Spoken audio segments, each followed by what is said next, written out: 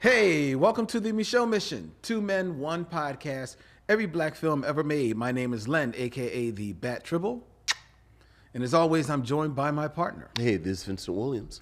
Tonight, ladies and gentlemen, we are continuing our Black History Month query.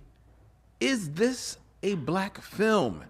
And tonight, we are digging into, once again, the filmography of one Spike Lee, as we present Vincent's selection for tonight's Stop on the Mission from 1999. It is The Summer of Sam. The Summer of Sam. Starring John Leguizamo and Adrian Brody, Jennifer Esposito, Mira Sorvino. Something about that cast doesn't sound quite Spike Lee-ish. It is an entire cast of white people. It is. With a speck or two. Yes, a literal speck. A literal speck, like blink, and you'll miss the speck. Mm-hmm. That is our show for you tonight. The movie that we will be reviewing from our new home, the new Yunk Junk home here, still in Manayunk, but it's a whole new world. But still streaming live to you, in each and every one of you out there on YouTube and Facebook and all points north, south, east, and west. And shout out to each and every one of you who are joining us as we stream live in our chat room. Hello, missionaries. Good evening, one and all. Hello, Vincent. Hello, Dylan, back there, still running the show. Hello, hello. How you doing, Vincent? I'm good. I'm good, you know. How was your weekend? Not bad. So what did I do this weekend? I said, I should mention that to Lynn. Now I can't recall. Although, I did see that PBS Masterpiece, or they have like that show, Great Performances. Mm-hmm. They're going to show Pearly. Oh, they're original. They're going to show Pearly Victorious. So I believe in March or May. I know it's a month that starts with MA. Now, are they showing the? No, our Pearly Victorious, the one with Cara Young, and are you serious? Yeah. Are you? That's funny because I just this weekend was looking to see. I was curious whether or not anybody had optioned it for a movie. Yeah. And I didn't see anything like that. So it's going to show on greater. I said with Cara Young. I guess I should have mentioned. Leslie Odom, the star. Also Leslie Odom Jr. Yes, the man above the title, right? As Pearly Victorious. Who is victorious? Vincent, can I tell you? Mm-hmm. Because you were the first one to put me down with this play. Me and my partner have been doing Cara Young's voice. Mm-hmm. Reverend Pearly. We've been doing that voice since January. Right. Well, now when we get the actual details, it is required viewing for all the missionaries. It is definitely required. So we will let you all know. Oh, that's so dope. This weekend it was Valentine's weekend, and I spent Valentine's weekend in Atlantic City. Okay. Where I was very happy to take my partner to see the Cat Williams concert. Okay. At the Boardwalk Hall. Very nice. Let me tell you, Cat Williams has not lost his fastball. I mean, I think we're saying lost it. Like, I think he stays at fighting weight. He does. Like, I think he's a comedian that never stops. Yeah. He was lights out. He was incredible. It was great show. He was funny. He was with it. He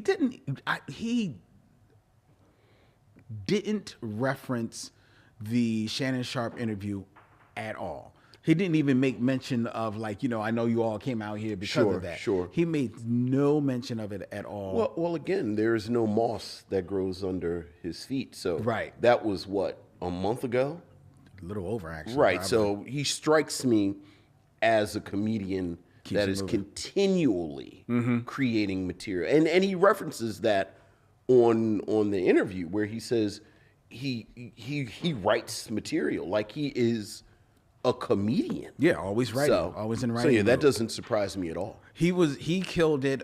He brought out Mark Curry, who he references.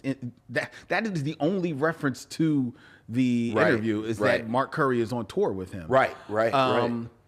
And it's been forever since I saw Mark Curry, and I don't think if I remember seeing Mark Curry in stand up, I don't remember anything he did. I don't have any knowledge of his He was funny as well. Right. He definitely he's a different type of comedian, more of a storyteller. Sure. Than I think Cat is, and definitely a more laid back. He's older. Yeah, and I think he might be a comedian's comedian. He, I've could see heard that. other people speak of Mark Curry very respectfully. Yeah, and like he was definitely in the mix. You could see that, 80s. but he was still he was on point. He was funny. He brought out Tommy Davidson. Okay. Who a friend of our show, friend of the show, Tommy Davidson. He was funny as well. Okay. Had a couple of local comedians that were on point, and Monique, who I recently announced to be joining this tour, was there for 15 minutes to introduce Cat Williams. Yeah. And she was there. I did not personally. She didn't do a set. Like I said, she was only on stage for about 15 minutes. And it was a very.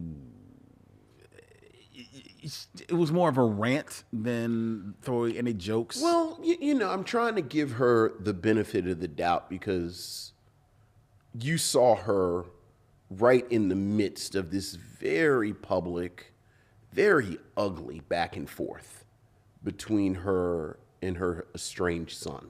Yes, which she references at the top of her appearance, talking about seeing him on her way to Atlantic City, seeing something that he had just dropped on TikTok. Which, in some ways, you kind of see where this started with this very quickly emerging Shannon Sharp culture where people say things publicly and then other people respond like the whole Cat Williams thing, from what I understand, because I have to say I'm not a big Shannon Sharp listener like everybody else. I listened to the Cat Williams episode, but Cat Williams says basically people mentioned my name. Yeah. And then I responded. And then when Monique was on there, she did reference her relationship with this estranged son, which then I guess gave him license. Like, if you talk about me publicly, then I can talk about you publicly. And now she responds to him publicly. And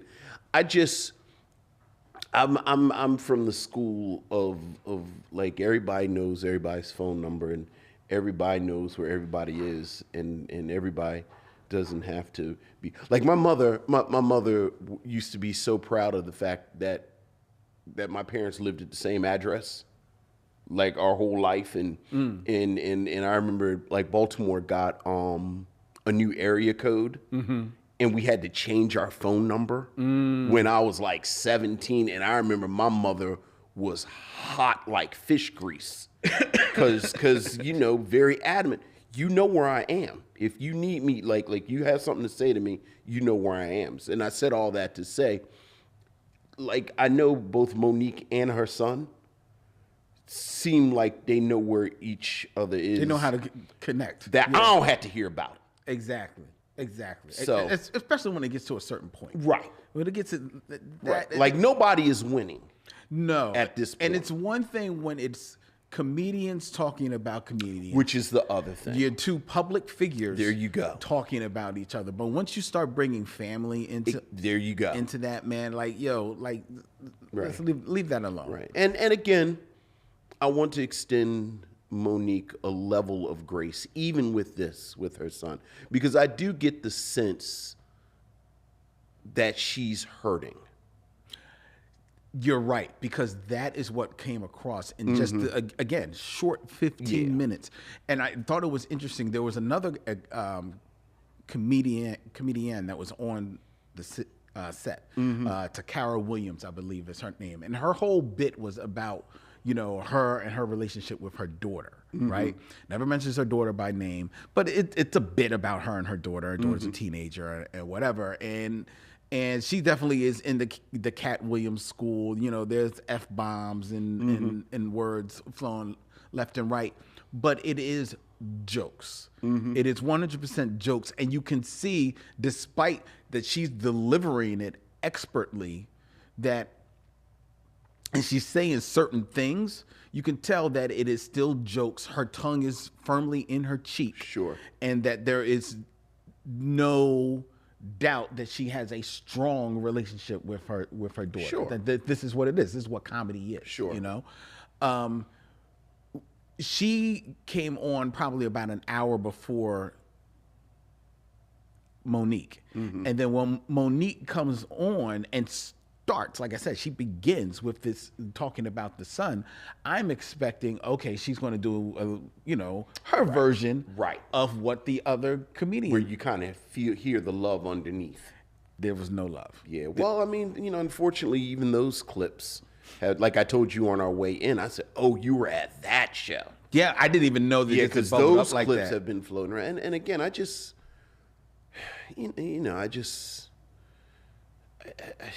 whatever she needs to get some kind of peace, I want her to get it. No, I do too. But you bring up another point. Okay. Being at this show, we have heard historically that Dave Chappelle, and I think Chris Rock does this now too, that a lot of their shows, they confiscate people's phones. Yes. So that you can't be recording it. Yeah. I can understand why. Because at this show, there were so many people that are literally recording the show. Yeah. Right? Oh, yeah. And it's not like before in the early days of like camera phones and stuff like this, where you were recording stuff maybe for your own entertainment value. Yeah.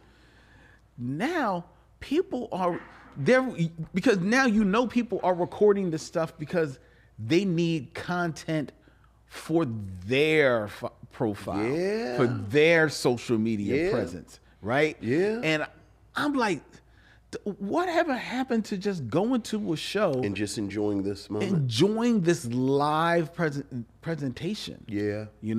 It's I hate to say it, it's like, is it a missed art? Is it an art that is come and gone? Look, I think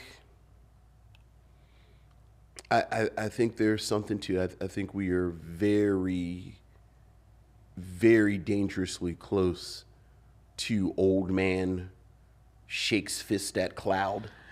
But you know what? But I don't think... But I do think there is something to the commentary of, do people enjoy things anymore in the moment? Or like you spend so much time recording that you're not even taking in the experience. You take in the experience. And then there are people who now, because of social media, even life becomes a screen as opposed to an experience. Sure. So they're looking at what's happening, but they can't shut up and look at and listen to it, because there was a group of about 4 dudes behind us at the show who, thankfully, it wasn't too bad, but dog, they had a running commentary going on through almost a lot of these sets. I'm like, dog, we're sitting on top of each other. You're not at home watching this on TV.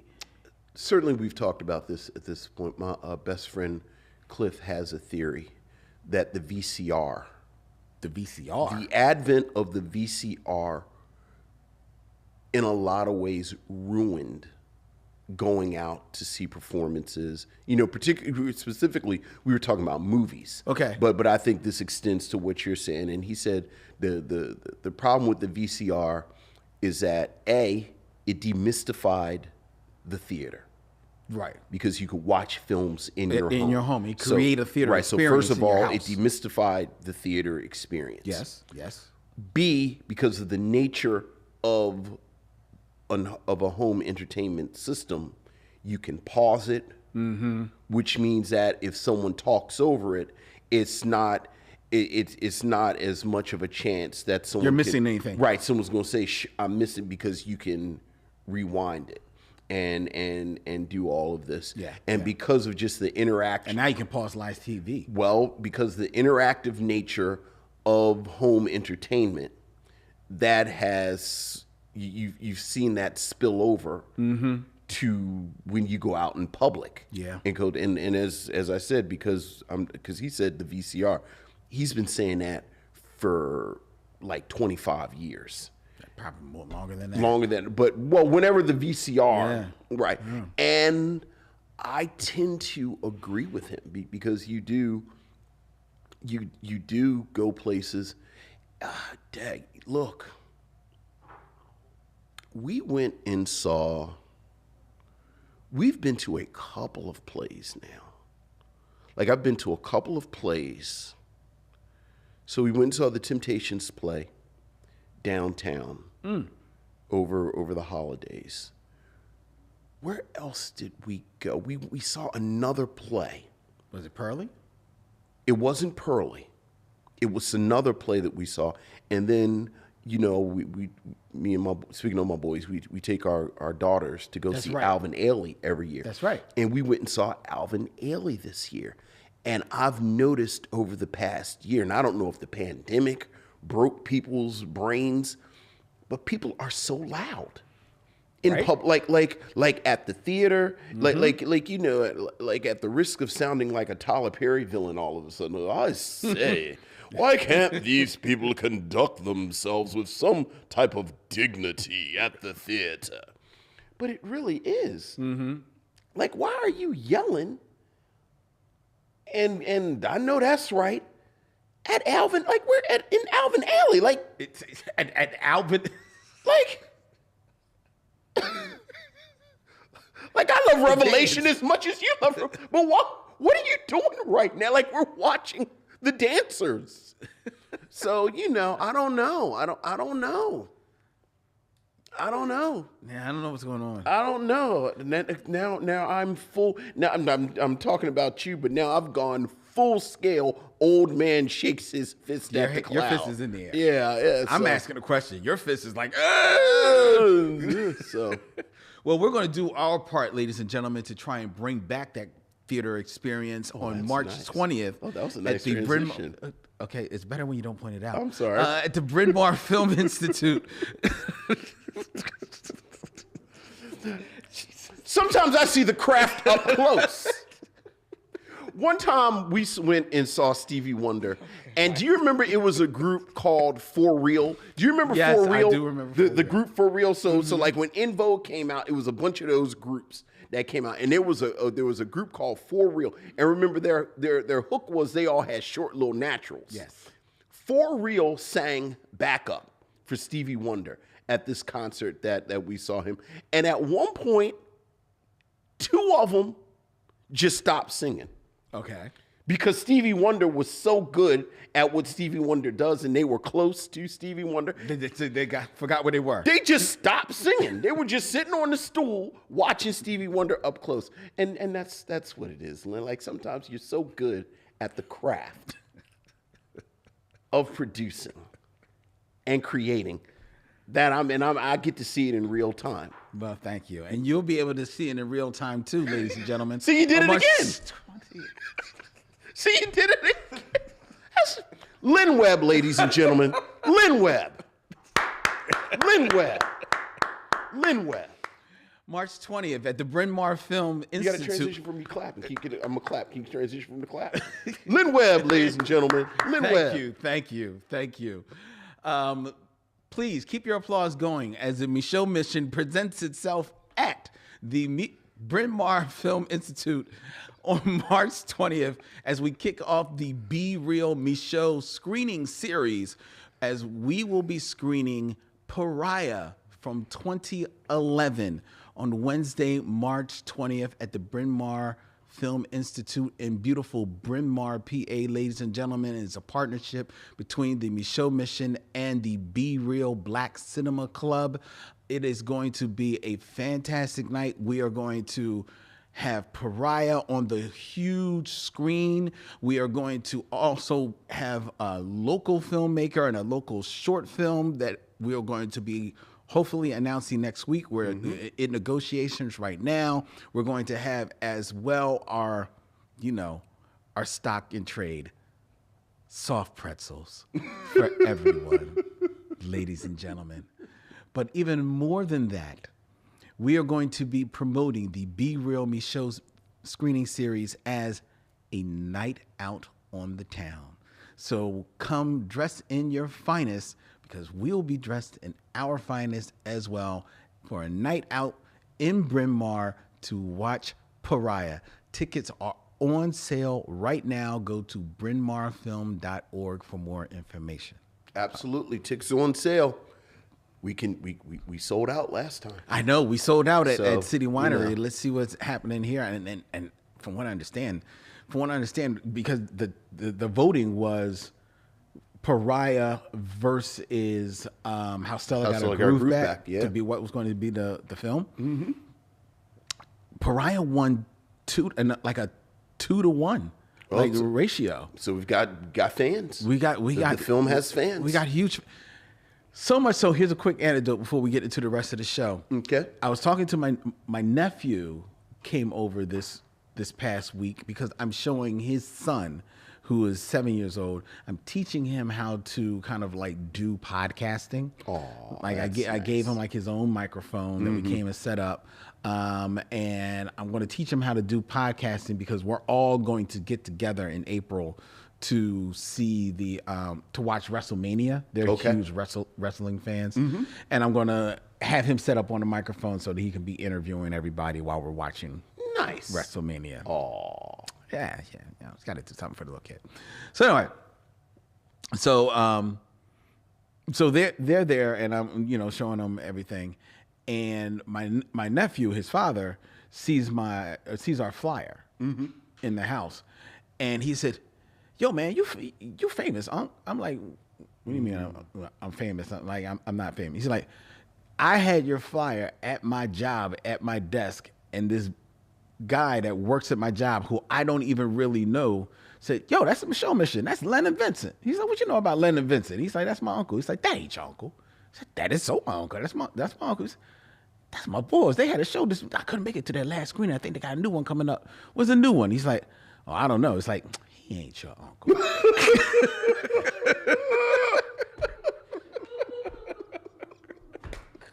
So he said, "You got to tell me when the screening is, man." Just so I can go and tell him. Right. He is my uncle. He is my uncle. There you go. So that was a cool anecdote. Yes. It was dope, right? That's dope. All right, ladies and gentlemen, let's keep things moving right along, and we're going to hear from you. It is time for our missives from the missionaries. So what else is going on, Lynn? We have emails, Vincent. Ooh, missives from the missionaries. Ooh. Ooh. Ooh, missives from the missionaries.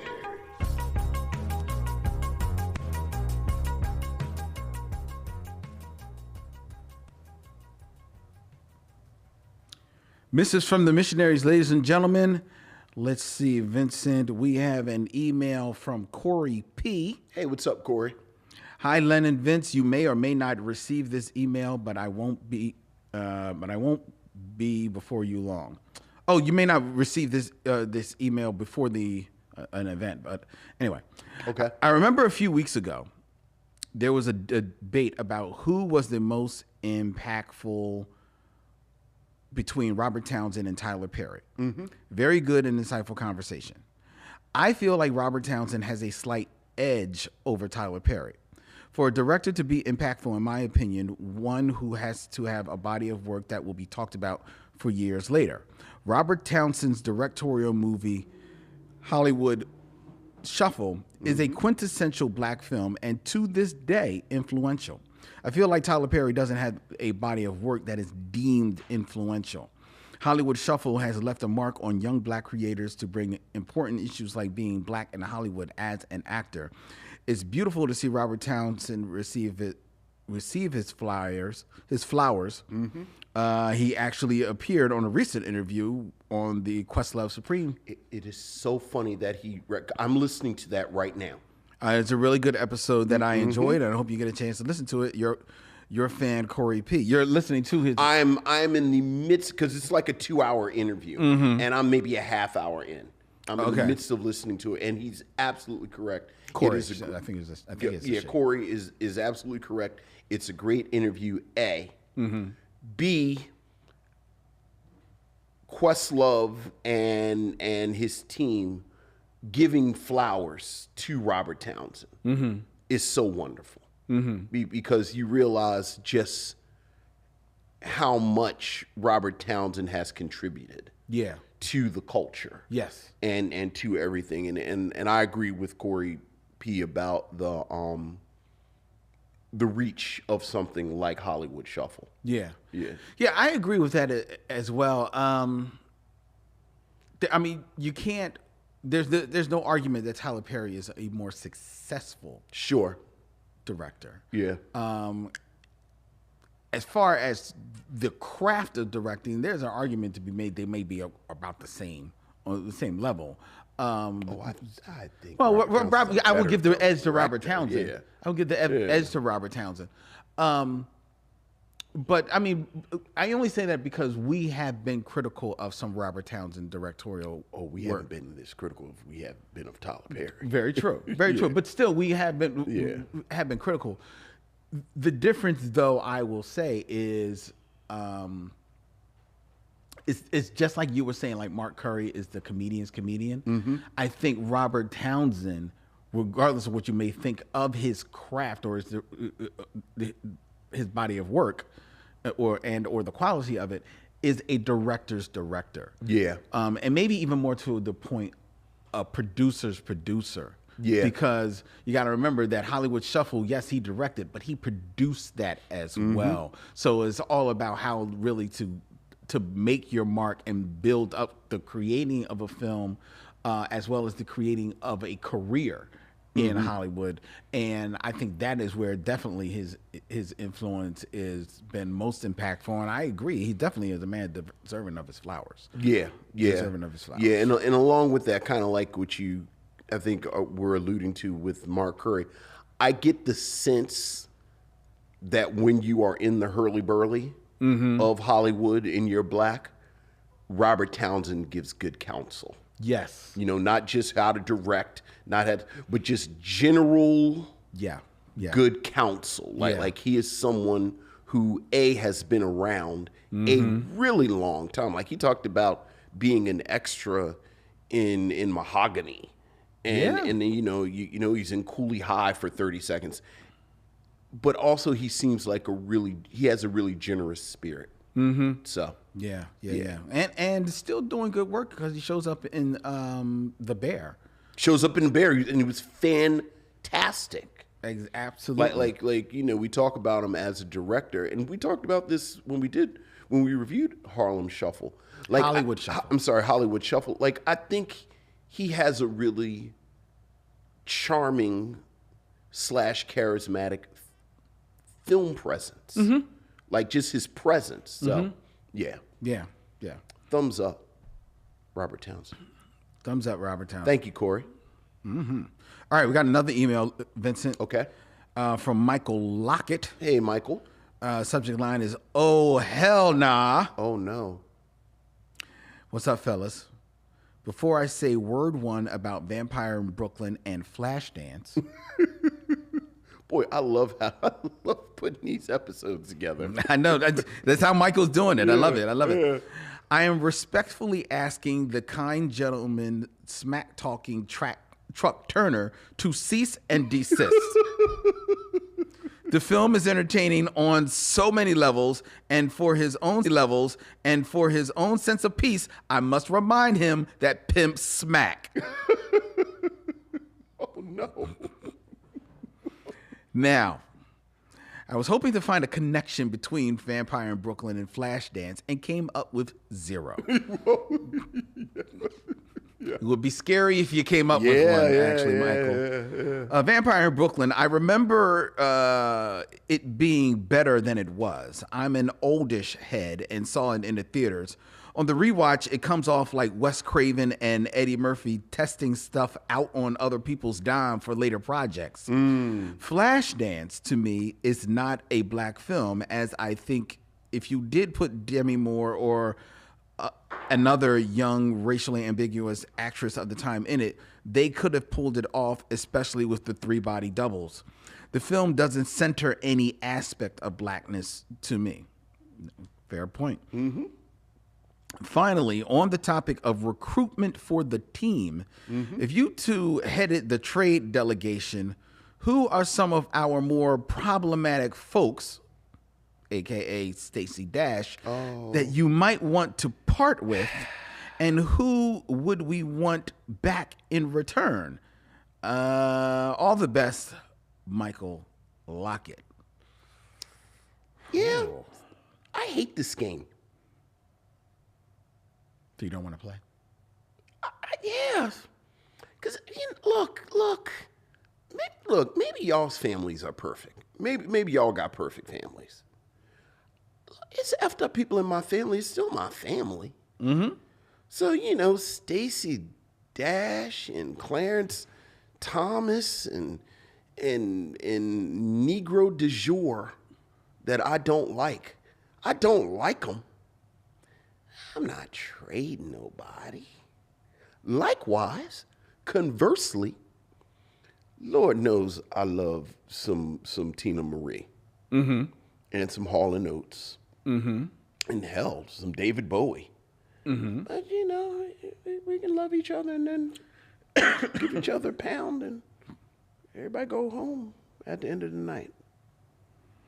Who's the boy that, Like, that's me though. who's the boy that everybody thought was black that worked with Quincy Jones on all of his albums? Was in Heat Wave. Yeah. What was his name? I just lost him. Was it Temperton? No, Rod Temperton. Was it Rod Yep, Temperton? Rod Temperton. Yeah. Yeah. Yeah, Rod Temperton. Yeah, I don't like this game either. But I would pass Clarence Thomas. I would kick him out of the cookout. Yeah, I don't know if I'm gonna kick him out, but I would kick him out of the cookout. as some cousins, you do have to take around the corner from the family reunion and beat their ass. That would be Clarence Thomas. But then you come back to the family reunion. Does he though? Yeah. And like your parents and your uncles, and so everybody pretends they don't see the bruises on them. I don't know. I don't know Clarence Thomas, dog. Yeah. I don't know. I don't know. I don't know. I think Clarence Thomas might be what was that Dave Chappelle bit, the blind man? He was a member of the KKK. Clayton Bigsby. I think that's Clarence Thomas. Bigsby, yeah. I don't know about that one. But all right, you said so. Right. Last email. This is from Michael Sykes. Hey, Michael. Hey, Len and Vincent. There are some movies I know somewhere down the line y'all are going to review, such as Money Talks starring Chris Tucker, Most Wanted with Keenen Ivory Wayans, Fled with Lawrence Fishburne and Stephen Baldwin, and Low Down Dirty Shame. Len, I know you are very picky with movies, so I can't wait. Only when he hasn't had a nap. Sometimes he hasn't had a Snickers. So I can't wait. I just had a bunch of Snickers melt in my pocket that I just had to throw out. See, if he had eaten them, you would like King of New York more. No, the problem was I had a hand warmer in my pocket, and I forgot that I had Snickers in there. And I reached for a Snicker. I was like, Right. Anyway, Len, I know you're very picky with movies, so I can't wait till y'all review The Players Club starring Ice Cube, because I know for a fact you won't like that movie. And if you do, it will surprise me. Love, your fan, Michael Sykes. I think he's saying you're a hater. I don't like this narrative Hey, man, look, because it's not a fair narrative. 300 plus episodes speak for themselves. What the greater? I enjoyed the greater number of our films. All I said was 300 plus episodes speak for themselves. Now, whatever they say is what they say. Now, that being said, I have actually never seen The Players Club. Okay. So I don't know whether or not I will like it. Okay. So I do look forward to Okay. seeing The Players Club. I have seen The Players Club. I don't know how much I'm looking forward to seeing it again. Okay. So, All right. all right. I don't lose my black card because I haven't seen The Players Club, right? It's not See, one of it's those something things. else. Something else. Black cards and I think it's stuff people should know. Well, there's some things that people should. Well, you always think people are dubious about their black card anyway. Right. You're like, think it's a myth or whatever. Right. Okay. All right. All right. That's our emails, ladies and gentlemen. Thank you. If you have thoughts of your own that you want to share with us, please feel free to email us at themicheuxmission@gmail.com. That's MICHEAUXMISSION@gmail.com. Ashy Feet is in the chat. What can I say about Len? Some people need to be taken behind the building and dealt with, but he can come to the cookout. What you saying? Like, what you trying to say, dog? Like, I don't even like what you implying. What? Okay, we are in the middle of a show. Let's go to the top 5. Top 5. Top five. Who's your top 5?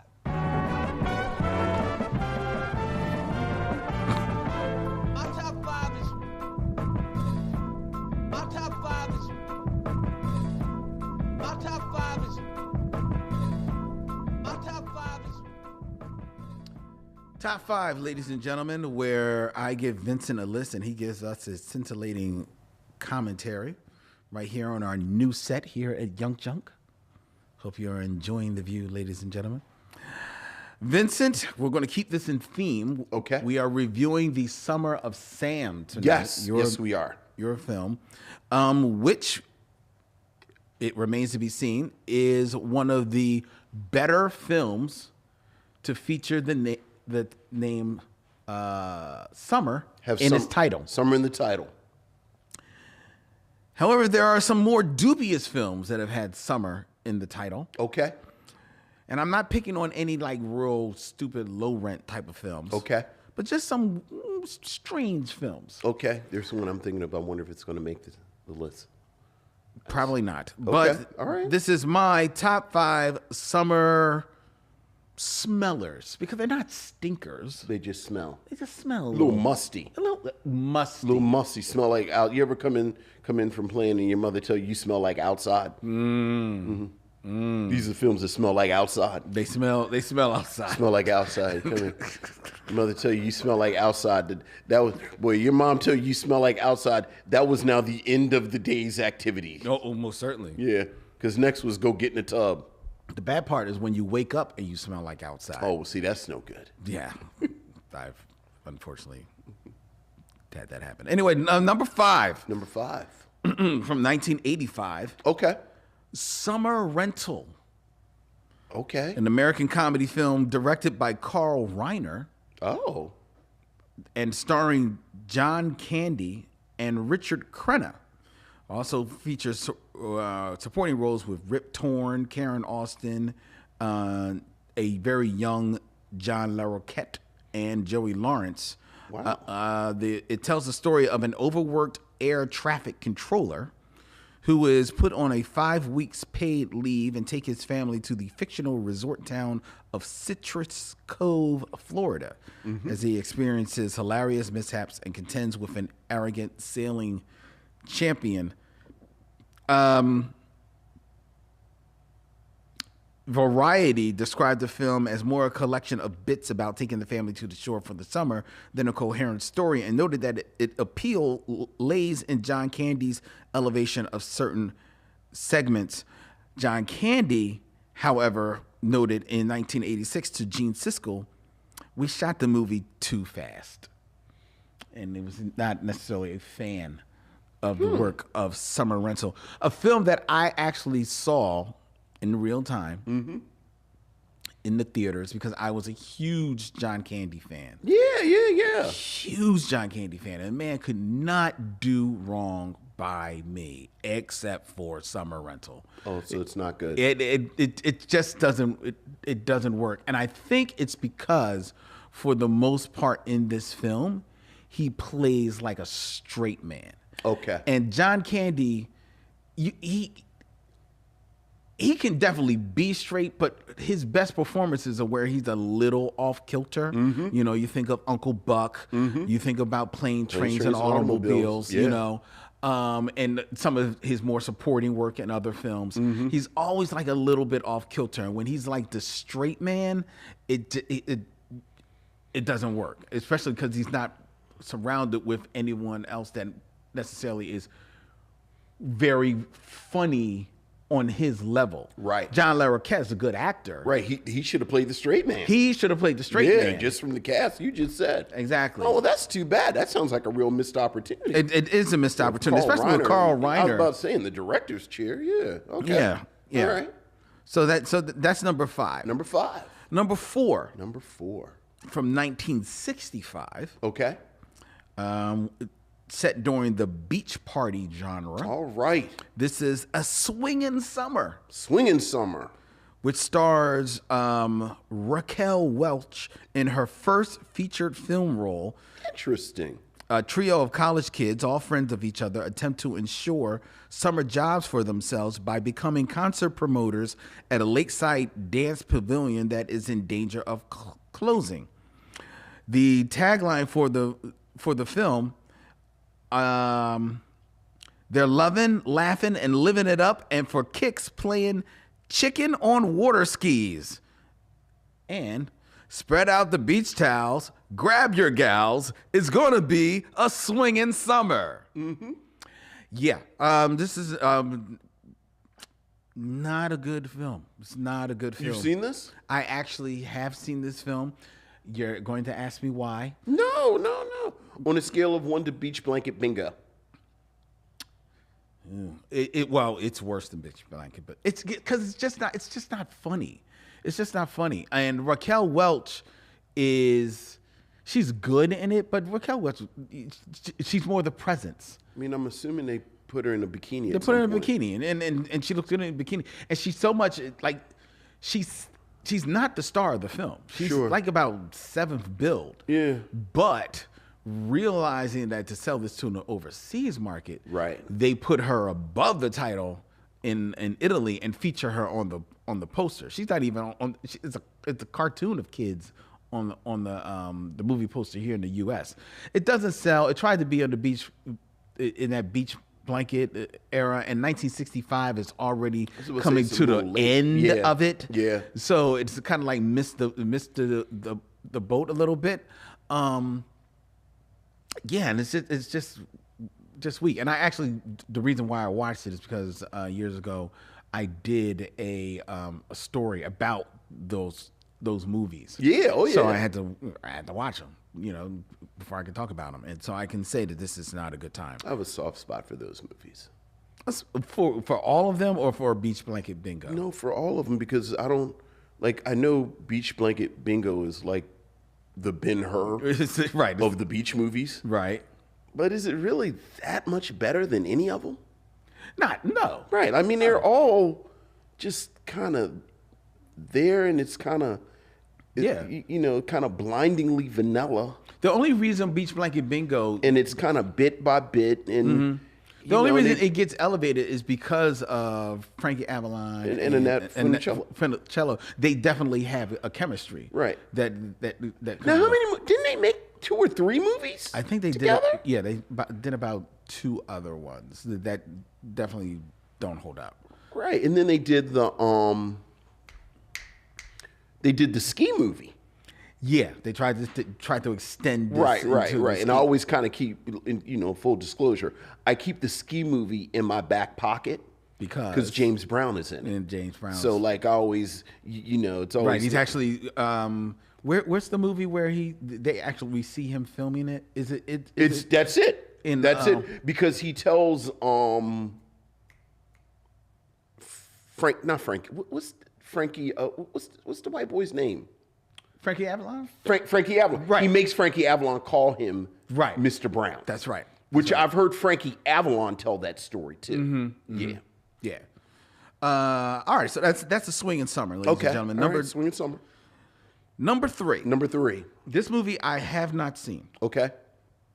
but it does not sound like a good time. It's from 1974. Okay. Hot Summer in Barefoot County.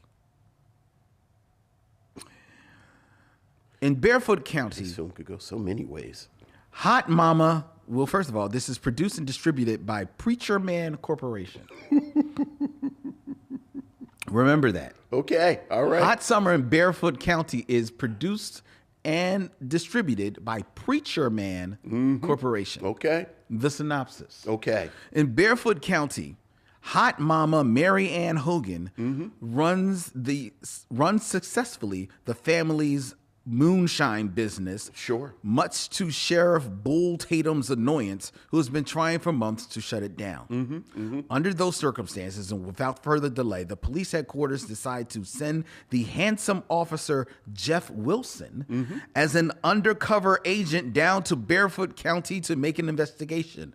But before long, Jeff will meet Mama Stella Holcomb's curvaceous and sensational daughters, who don't plan to surrender easily. All right now.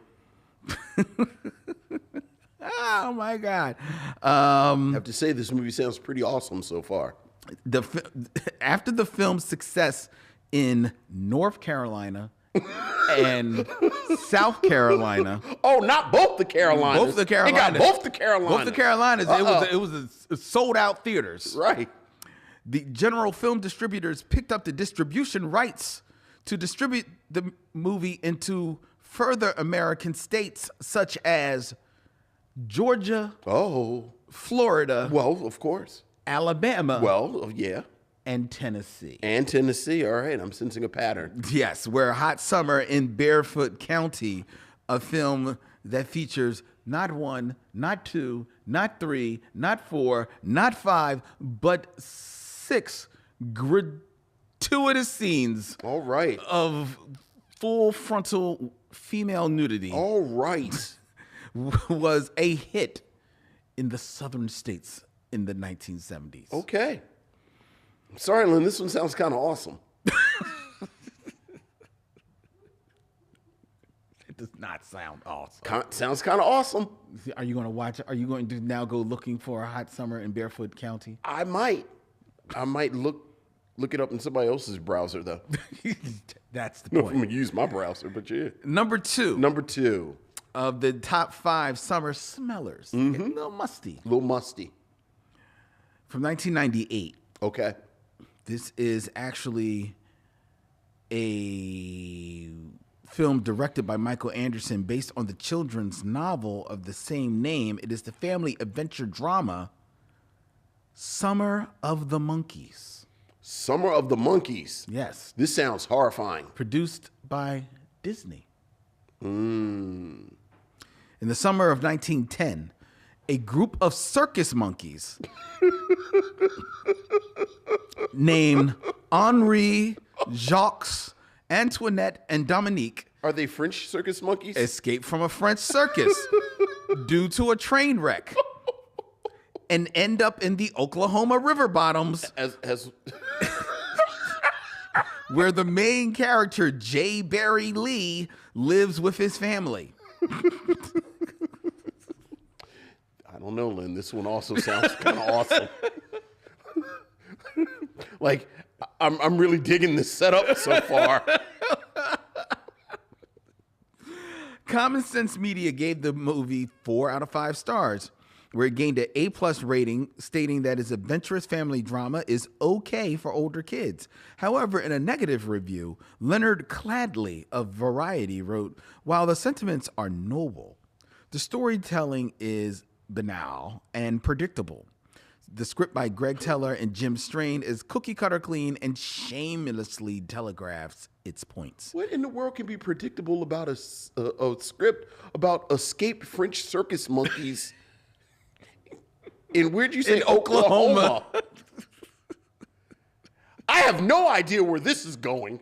Like, you told me that setup, and if you said, and, like we were in improv, and, I was like, yeah, I'm good. I got nothing. I got nothing. I'm this, here. This sort of lives on its own.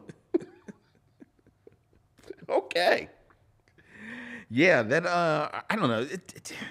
Again, it's just a musty smell to this American-Canadian venture. You know what? We used to be a proper country. We made movies in this country. We made Summer of Monkeys. You know, it's Hot not Barefoot in Summer County. It's not attached to no franchise. It's not. You know, there's not there's a no sequel. multimedia. There's no sequel to any of these movies. Right. You're right. Somebody sat in a room and said, I found a book about escaped French circus monkeys. And somebody said, say no more. Let me write you a check. That is very true. That is what happened. That is exactly what happened. Number one of the top 5 summer smellers from 1978, an American comedy film directed by Martin Davidson. All right, is this it? I don't think this is it. Go ahead. Because you're thinking of a movie that has a car in the title. Yes, I am. That's not too a easy. smeller. That's too easy. I don't know. Well, go ahead. Tell me what number 1 is. Number 1 is Almost Summer. Okay. Set in a generic Southern California high school, the plot revolves around a student council election that stirs up assorted petty jealousies among various characters.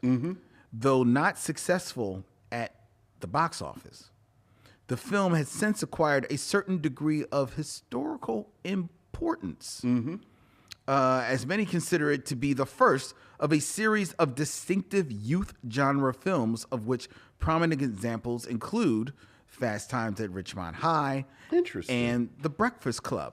Okay. The best known actors to star in this film are Bruno Kirby Okay. and Tim Matheson. Okay. It also I think I saw this. also features a young Didi Khan and John Friedrich in this film, which is historic for another reason. Okay. It is the only theatrical feature not to center on African American characters produced by Motown Productions. Yeah, I did. Okay. Okay. Almost Summer. Almost Summer. And of course, you thought I was thinking about Corvette Summer. You're right. Which is, of course, the follow-up that Mark Hamill made after Star Wars. After Star Wars. Which I think I watched a couple of times. Bad. It's not bad. It's not bad. You know. If Mark Hamill wasn't in it, it would have been forgotten completely. It would have been forgotten completely. Right. And if he hadn't done Star Wars before, it wouldn't be such a a thing. But then things like that happen. Sure. You know? Sure. So no, that's why I didn't pick on Okay, that's fair. Corvette Summer. But I did think that was interesting that Motown produced this movie. So by that account, appropriately enough, during this because their month, last movie is they're saying that thank God it's Friday, because I guess Donna Summer is the star. She's kind of like the star in that dude. It's like Donna Summer in that dude. I think thank God it's Friday is considered more of an ensemble. It's definitely it's definitely an ensemble because Donna Summer is the star because she's the star that came out of the movie. Right. But it is really more of an ensemble. Yeah. This is all. It's just all white people. No, it is. Yeah, you're right. You're right. You know? Mm-hmm. So that makes it stand above. Okay, fair enough. The rest. So, all right. So that's my top 5 summer smellers. Like you said, a little musty. Just a little musty. Musty. Dubious. A little dubious. Yeah. I would say. But you sound like you are about to run out to your local Blockbuster. Hey man, escaped French circus monkeys.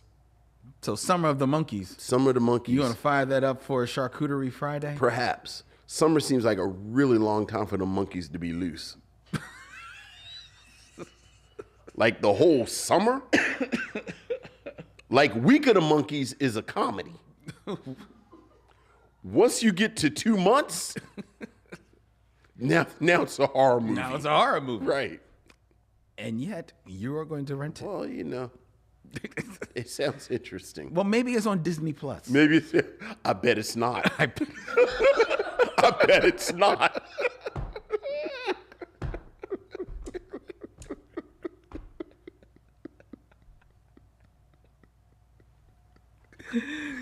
Yeah. Oh, boy.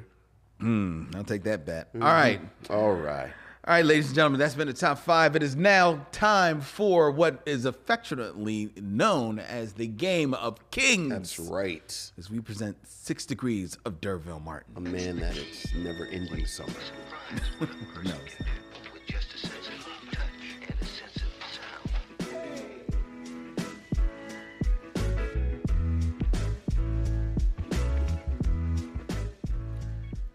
6 Degrees of Derville Martin, ladies and gentlemen, where I give Vincent 2 actors and he has 6 films or less to connect them to Derville Martin, that man of the never-ending summer of the 70s fame.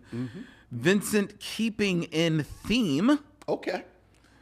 we are going to be reviewing Summer of Sam, which stars John Leguizamo, Yes, it does.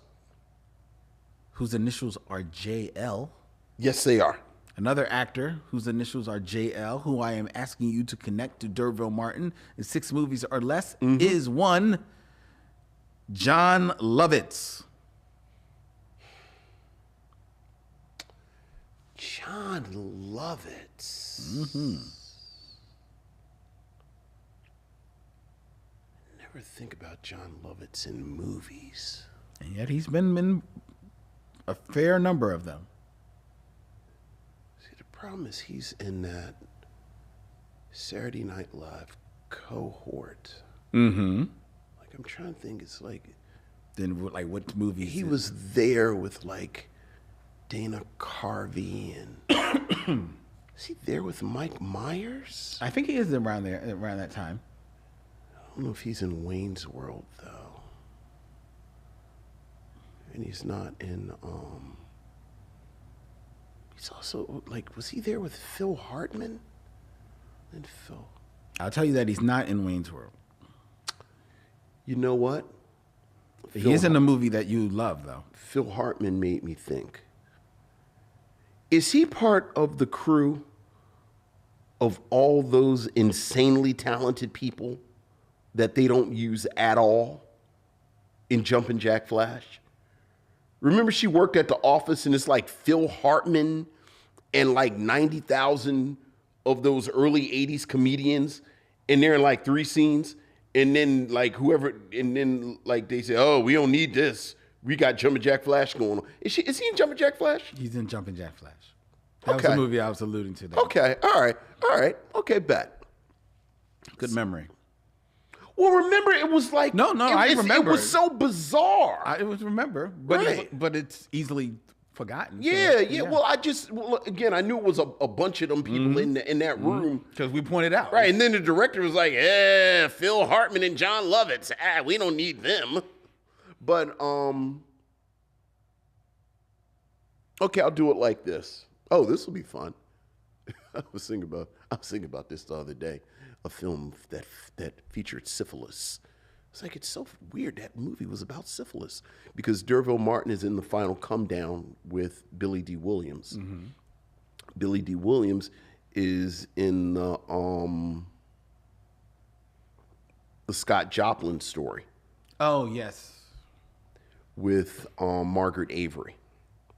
Margaret Avery is in The Color Purple with Whoopi Goldberg, who's in Jumpin' Jack Flash with John Lovitz. John Lovitz. Very good, Vincent. John Lovitz. Well done. Yeah. Well done. All right. Initials. Initials. What else is John Lovitz in? Oh, he's in Like, what's another movie he's in that I would have known about or that I should have known about? that same year as Jumpin' Jack Flash. He appears in Three Amigos. He The appeared. Three Amigos. He's got an appearance in Three Amigos. He's in Big, Tom Hanks movie. I have no memory of him. And truth be told, I don't have much memory about Big. The movie that you probably, I'm pretty. think it's safe to say you saw, City Slickers 2, because he replaces Bruno Kirby's character died. Bruno Kirby died. So he's in the sequel to City Slickers. Bruno Kirby is not in City Slickers 2? He died in between. I think I'm finding out right now Bruno Kirby died. Did I yeah. know Bruno Kirby died? Yeah, he died tragically very, very early. Oh, that is terrible. Yeah. Was it accidental? Was he sick? I can't remember exactly. Oh my God! Am I finding out Bruno Kirby? You all this time you thought he was still kind of doing things? I thought he just sort of stopped making movies. Oh no. It's sort of like my man who's in it. Not what's the other dude? Daniel. Vincent, Right, the other City Slicker. Vincent, I'm doing like 9 things at the same time here.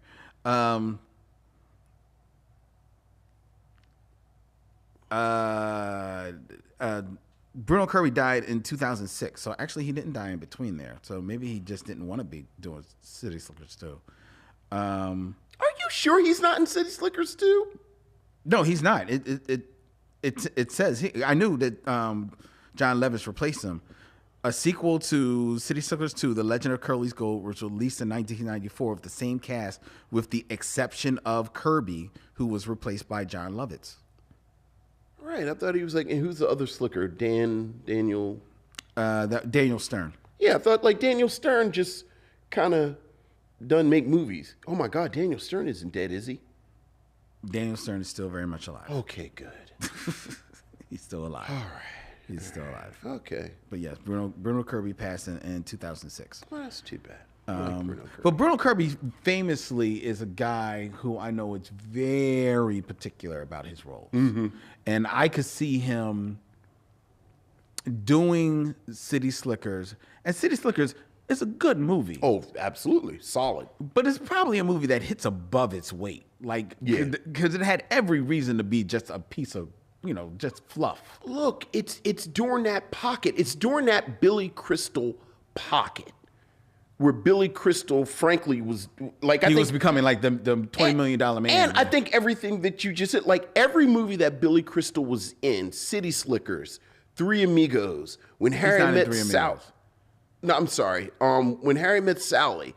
What's our movie with Running Scared? Running Scared. None of them have any right to be as good as they are. Mm-hmm, mm-hmm. And Billy Crystal is part of what elevates all of them. Yeah, and I think I think I wouldn't be surprised, I don't know, but I wouldn't be surprised with knowing how particular Bruno Kirby is, that when they come around saying they want to do a sequel of City Slickers, especially when they say, because if you remember, they killed off Jack Palance's character in the first one. And then brought back his twin. Yeah. I could see Bruno Kirby reading that and it's like, yeah, that's all right, I'm not doing I'm this. good. Yeah. I'm good. Yeah. Because, let's be clear. I really only know him for City Slickers and When Harry Met Sally. And I just love him so much in both of them. Who, Bruno Kirby? Oh. Like, those are my big two when I think Bruno Kirby. Oh, wow. You know what? The first film that I go to when I think about Bruno Kirby is The Godfather 2. He plays a young Clemenza. Oh, he sure does. He sure does. Does he have a mustache? No, he doesn't have okay. a mustache, Right. but he's young Clemenza. All right. That's my Bruno Kirby. All right. All right. Rest in peace, Bruno Kirby. Sorry, Vincent. I know.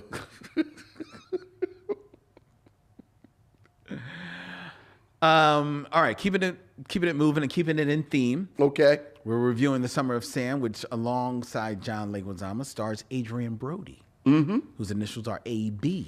Okay, so now we're doing an AB. So in 6 films or less, connect Derville Martin to Alison Brie.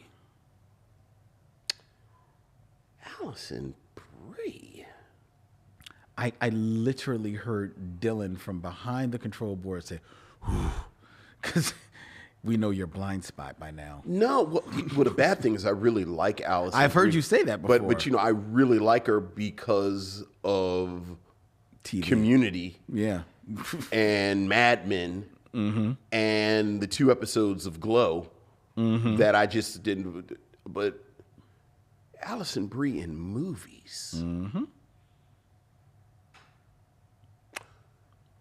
She was just, speaking of Community, she was just in something with Daniel Purdy, because it was like a little mini Community reunion, and what's his name is in it? Jay Ellis. What's the movie she was just in with Jay Ellis? I don't know. What's the last movie she was in? The last movie she was in was called Freelance. No, it's a romantic thing. Somebody I used to know. Is that Jay Ellis? So somebody I used to know? Yes. Bet. Okay. Is it any good? I didn't see it, but it was on my list that I wanted to see. How long is this list? It's ever growing. I hear it. Yeah. This came out a couple of years ago. Okay, so I got to get to Jay Ellis fast, because. All right. Okay. All right. Bet. So. Yeah. What other movies do you know him from? So, Derville Martin is in The Final Come Down with Billy D. Williams. Mm-hmm. Billy D. Williams is in Batman 89 with Jack Nicholson. Mm-hmm. Jack Nicholson is in A Few Good Men with Tom Cruise. Very good. Tom Cruise is in Top Gun Maverick with Jay Ellis. Very good. Very good. Who's in Somebody I Used to Know with Allison Brie. Very good. Very good. I just watched Top Gun Maverick last week. How is that? Boy. Because I'm not a Top Gun guy. You ever watch something and say, oh, I completely see how they got pulled into this shit. Top Gun Maverick is the most dad rock movie. Like, when Top Gun Maverick went off, like, I wanted to go and, like, listen to Danger Zone, like the Mike Love Beach Boys, and, like, eat a 7-layer Frito dip.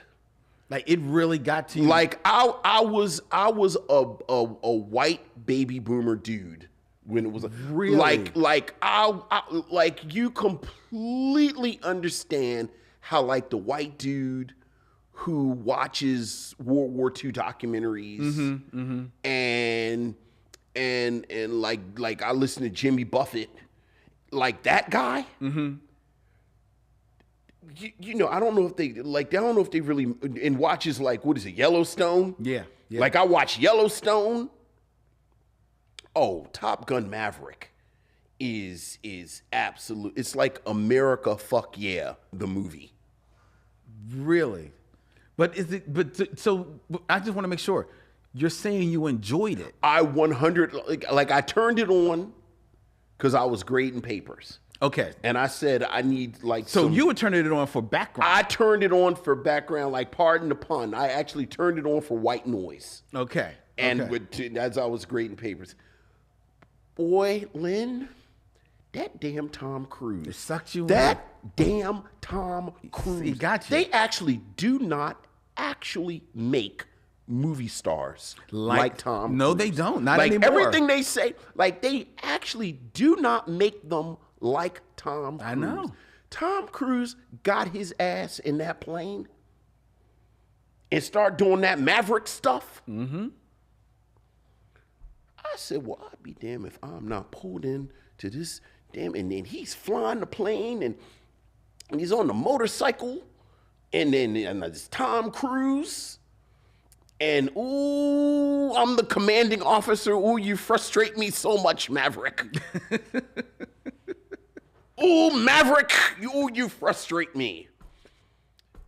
And it's like two strategically placed black guys who are like, go get him. Mm-hmm. Go get him. Like, you know, because I'm a black guy in a Tom Cruise movie. Like, my role is to look at Tom Cruise and say, go get him. Mm. And then he went and got him. So I'm curious, because you're right. I enjoyed it. I felt 100% manipulated. Mm-hmm. Like you could feel it manipulating you. But that's what movies are supposed to do. They're supposed to get... Look. make you feel something. Look, that damn Top Gun Maverick. I'm curious because you mentioned how Tom Cruise, they don't make stars like him anymore. They actually don't. Have they ever made a black star akin to? Because Denzel is probably the closest I'm thinking of, and he's not on. Well, here's the thing with Denzel Washington. And to be clear, actually, like quietly, I think Tom Cruise is a good actor. I do too. But I think Tom Cruise's charisma is actually bigger than his acting skill, which just says how big his charisma is. Yeah. I think Denzel Washington's acting is bigger than his charisma. Okay. Which says something about how much of an actor he is. Okay. There it is. For my money, Denzel Washington is the inverse of Tom Cruise. Like I think he is wildly charismatic, but I just think he's that much. Like Tom Cruise could not have been in Fences. And Denzel Washington could not have been in this. Like both of these are like the height of your particular skill set. I remember reading years ago, I think it may have been in GQ. This was years ago when GQ magazine was like, what meant something. And they had mentioned, it was like a listing of like the great superstar, the great stars, acting stars. Right. And number 2 was Cary Grant. Okay. And they said Cary Grant is the most movie star of actors. He can act. Yeah. But his persona is so strong. Right. That you can't see past that when he's doing these roles. Right. And number 1 was Tom Cruise. You know what? Usually, you know me. Usually, I grumble about these lists. But and you these can't. White dudes that get together and make these lists. But yeah, You can't argue with dude, that. you can't deny them. No. Like you, Even then, and this was like at least 10, dude, 15 years ago. If you describe Top Gun to me, and certainly Top Gun Maverick, the sequel, there's nothing on earth that this sounds like something that I would be pulled in and be talking about it like this. Like we've now been talking about Top Gun Maverick for however long we've said. Look, I was on the edge of my seat watching a film that I knew exactly what the plot was going to be when the film came on. Because again, ain't no surprises in Top Gun. Right. Like you know exactly what it is. You know where it's going. But boy, I didn't. Like Lynn, is he gonna make it in the time allotted? Like a heist movie. Is he gonna win it? Like, is he gonna win this dog fight? Is he gonna be able to convince this woman to be with him? Like, can he do it? Can he do it? Can he do it? Won't he do it? And then you're happy when he did it. Like he actually like there was some Like he did something. Right. But Jay Ellis is in it, and I was happy for him. Hey, get that money. I was like, all right, Jay Ellis. Get that chip, man. I see you in the Hope you Top got- Gun movie. Hope you had some points on that. Look, man, probably not, but Yeah. yeah. All right. All right. I watched Gosford Park. I bet I had a better time than you did. No, you didn't. I 100% had a better time than you did. Because they said you can't make this run in under 2 minutes. They said it was impossible because you pull up in the G-force will press on your chest, and it can't be done. And then Maverick stole a plane, and the commander said, "Oh, Maverick! Maverick!" And then Maverick took the plane, and then he did it under the Tom. And then, like, because we can't offend nobody because of the Asian market, they were fighting the enemy. That's a direct quote. The enemy. They never showed their faces. They just had like the mask on. They and had the plane. full mask on, and they had 5th generation fighters which do something different Of course. than our fighter planes. And they said, if you run up into them, you already dead because there's nothing our planes can do against a 5th generation fighter. But you know what, Len? Something that comes out in the film. Apparently, it's not about the plane. It's about the pilot. It's about the pilot who sometimes makes a difference, regardless of the plane. And I don't know if you so you talk about these 5th generation fighter planes, and then lo and behold, in the 3rd act, some of these 5th generation fighter planes show up. Mm-hmm. Really? It's the craziest thing. Wow. And then Tom Cruise is in a plane that just so happens to look like the plane that he had in the original Top Gun. Well, that's not 5th generation. That's It's not 5th generation at all, and certainly not, it's old. Yeah. Probably needs to be retired. He probably broke it out of a museum. He basically does. But, not to spoil it, because I know we have people that don't want us to spoil things, but do you know that because Maverick has that American grit, he is able to defeat the 5th generation fighter? Really? Returns triumphant. Well, all right. Top Gun Maverick. America. Gets the girl. Fuck yeah. Yeah, and he gets the girl. Oh. Because we didn't know. We didn't know if he was going to get the girl. We don't know. He actually gets the girl. Wow. He's a lucky man. All right, ladies and gentlemen. All right. Where were we? Oh, it's time for... It is not a black movie. But what may be a black movie is the film that we're about to review. And that is The Summer of Sam by co-writer, and director Spike Lee. Up next on The Michelle Mission.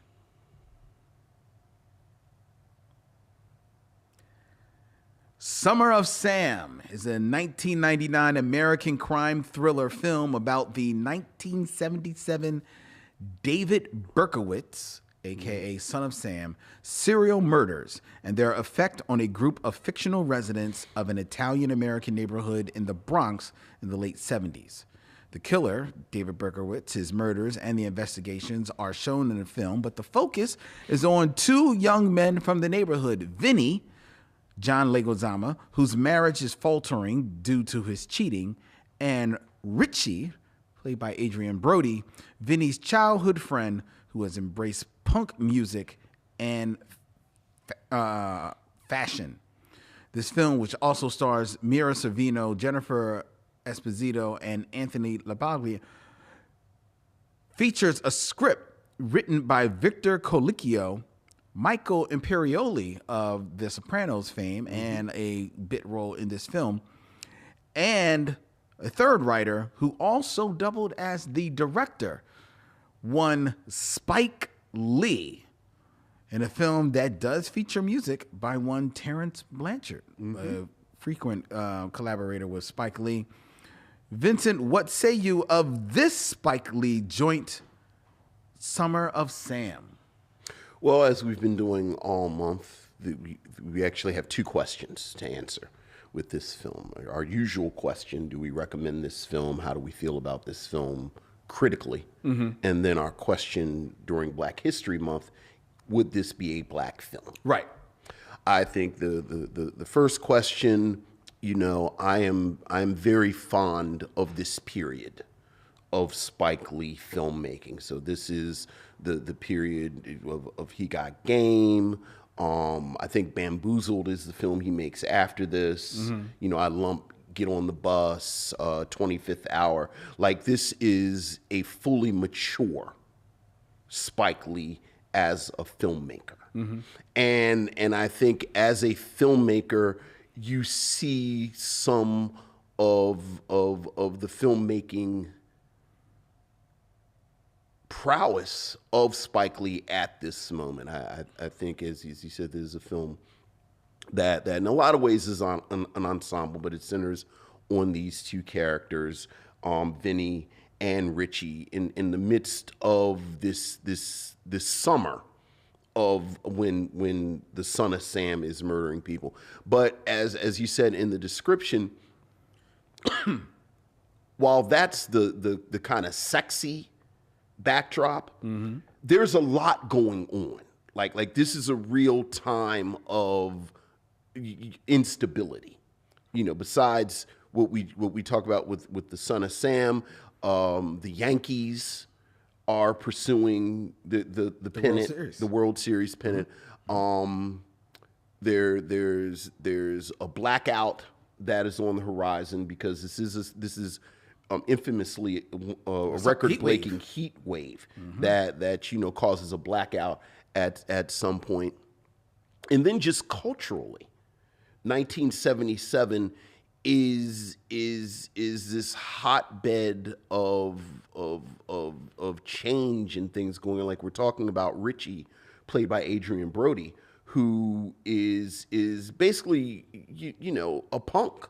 Like he's really becoming immersed in punk rock culture, which historically is true in the 70s in New York at this moment. But at the same time, what we call disco is a cultural phenomenon. Historically, if this is set in the summer, kind of the culmination of disco as a pop culture phenomenon happens a few months after the summer, because Saturday Night Fever comes out in, I believe, December of 1977. Okay.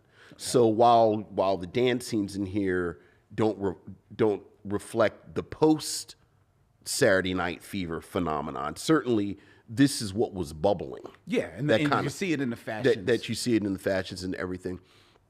And I like Spike Lee's movie. Like, I like the way he captured it. When the film comes on, noted New Yorker Jimmy Breslin kind of introduces it, who not only was a part of the Summer of Sam, Son of Sam phenomenon. David Berkowitz infamously sent letters to Jimmy Breslin, who was a columnist and journalist. But, he really is kind of a old school New Yorker. Definitely. And I think Spike Lee situates this film as a New York film. Like, this is a New York film. And in 1999, we are, I don't think New York is 100% gentrified in 1999, no. But it is certainly well on its way. Like New York in 1999 is not New York in 1991. No. And even by 1999, you had New Yorkers, native New Yorkers, sort of talking about how it has changed and what it used to look like. And I think Spike Lee captures this sense of place, this, whether we're talking about this Bronx neighborhood, even the moments that you see in where David Berkowitz is living. And then when they venture out of the Bronx and go downtown where CBCG is and everything. And you get this New York.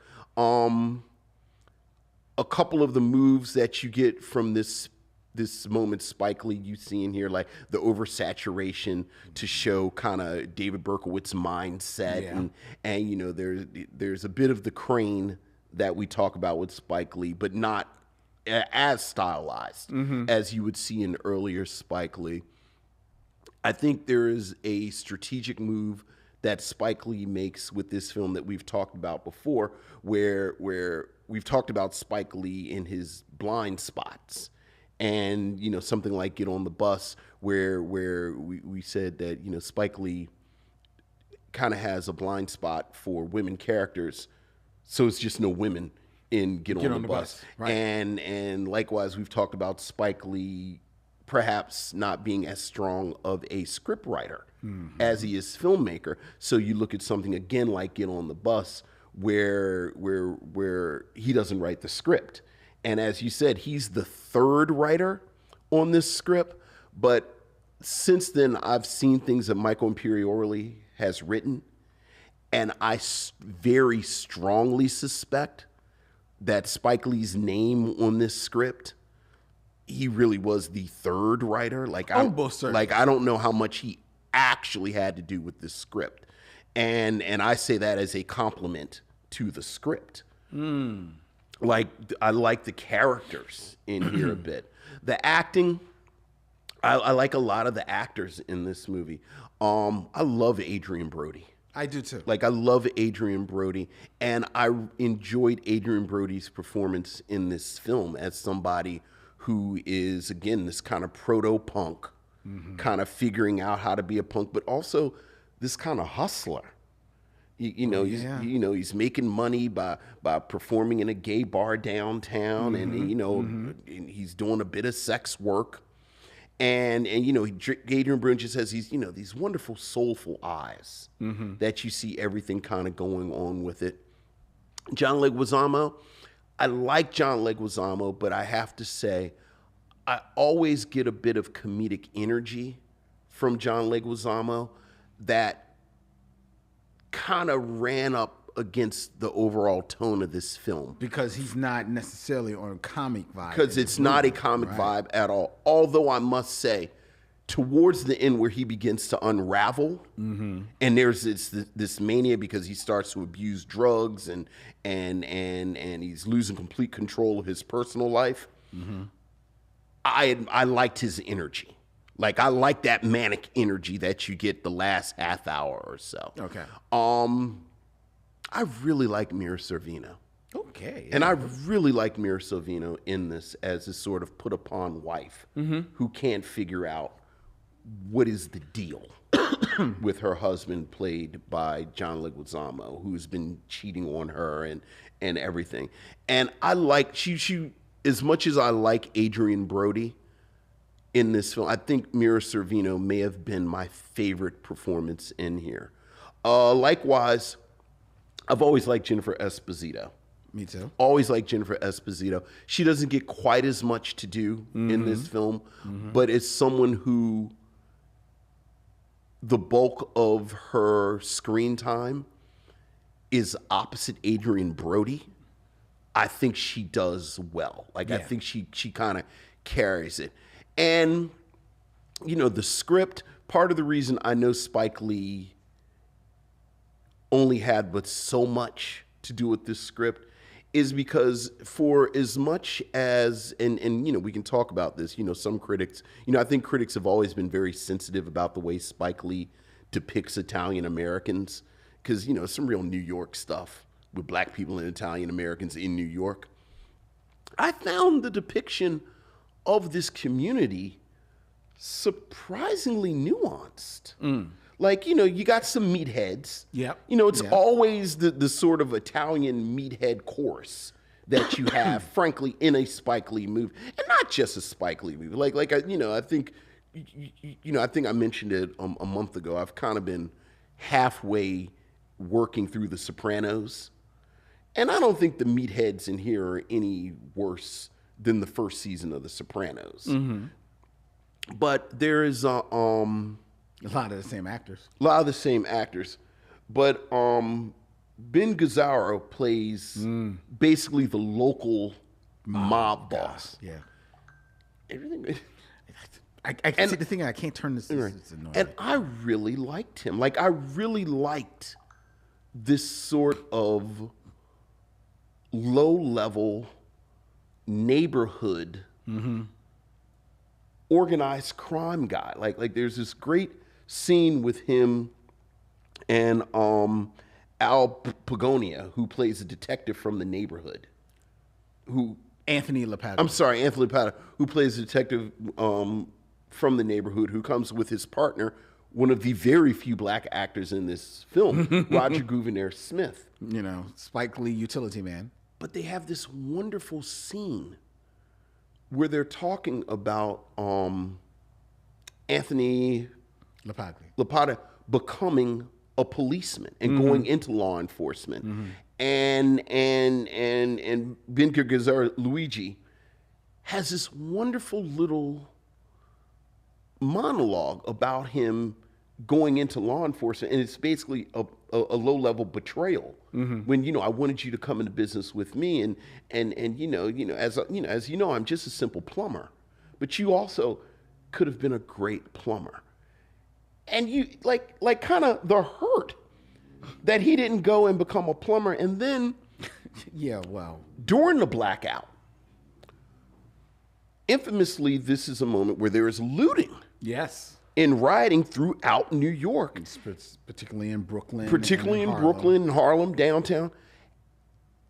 And this was the best sort of depiction of this stereotype of the sort of Italian Americans going to protect the neighborhood. Mm-hmm.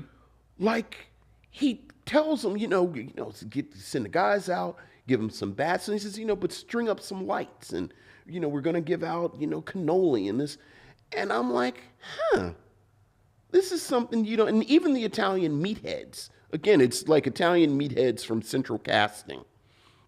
But there's this wonderful little detail where there's a character named Bobby. Yeah. Who is an out gay man. Mm-hmm. Very overtly feminine, very out.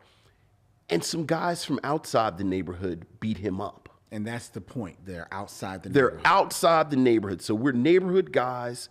We're homophobic. We've used homophobic language throughout the film.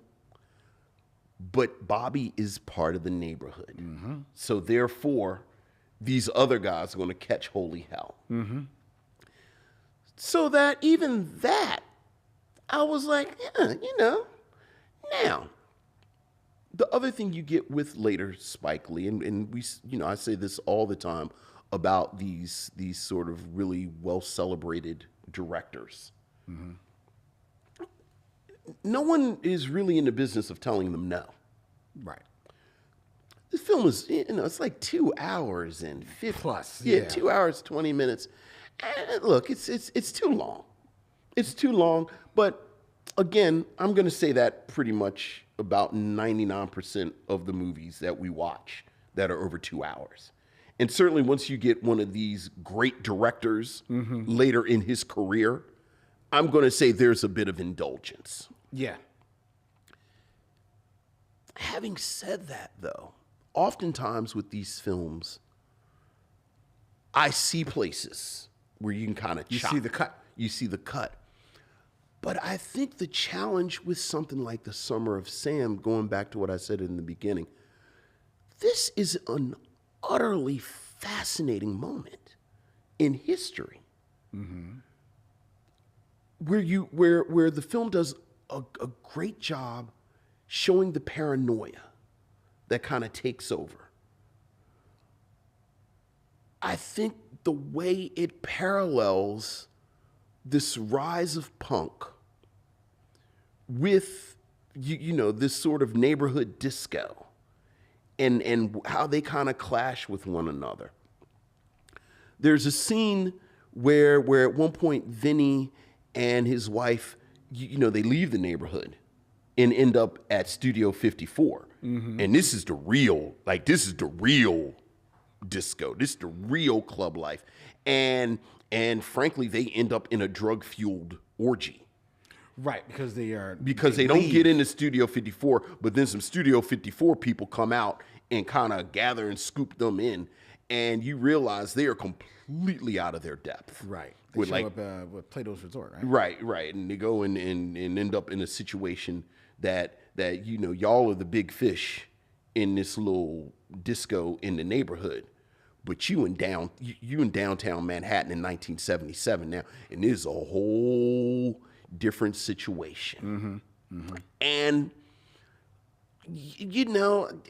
certainly there's some scenes probably you could probably cut and this, but I couldn't put my finger on a scene and say this complete scene could be gone.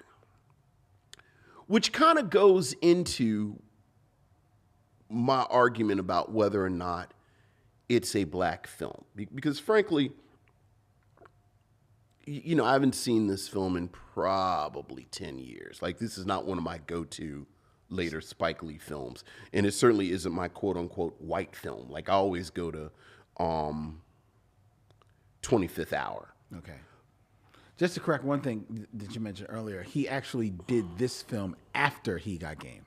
After he got, okay, yeah, but it's in this, right, mm-hmm. in this moment.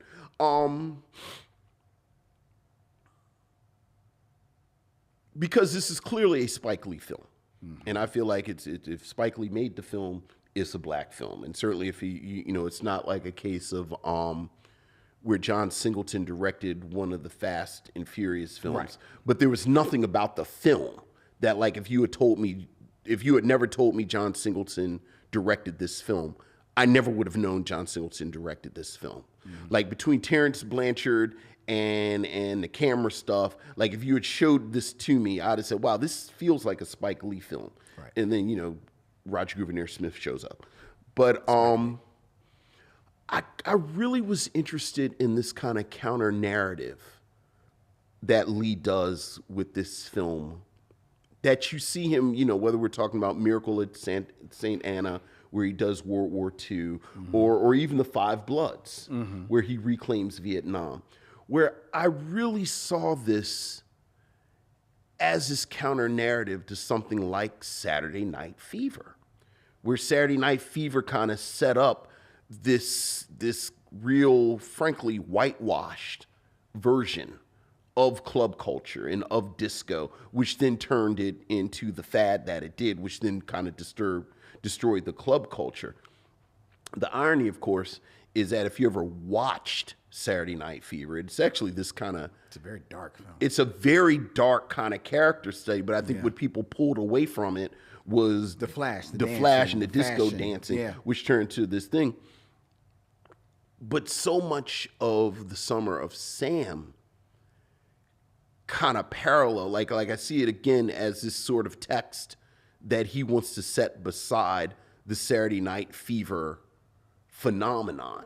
Like, this is what's really good. This is what really happened. And again, I say this because again and again throughout the film, he sort of visually alludes to Saturday Night Fever, whether it's the clothes that Vinny wears, whether it's the way kind of Vinny moves, whether it's the fact that you have actual club music. Like, I love the soundtrack of this film. Like, you have the actual kind of club music that gets played until it's time for something outside of the club, and then you get ABBA. Like, I love how ABBA is used in this film to let you know that now this is a moment of artifice as opposed to the club itself. So that I was going to land on it's a black film even before I watched it. And then after I finished it, I was like, oh yeah, this is absolutely Spike Lee kind of bringing his counter narrative to it, which makes it even more strongly a black film. So that I land on, I like the film.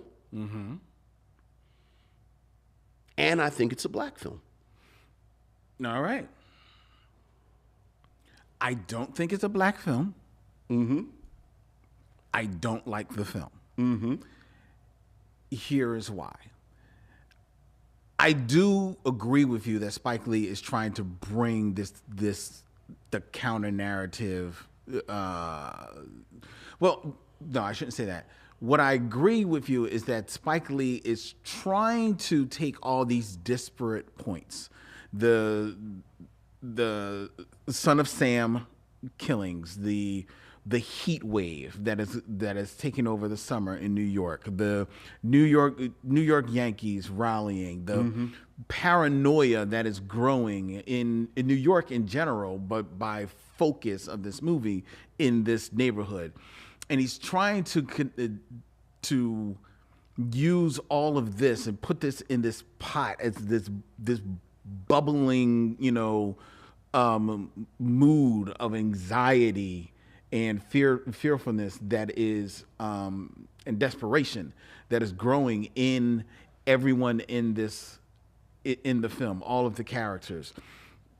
John Leguizamo's character, Vinny, because, in his philandering on his wife, he runs kind of tangentially across the Son of Sam, being in the area of one of the murders, and now thinking that the Son of Sam saw him and that he is marked for death soon.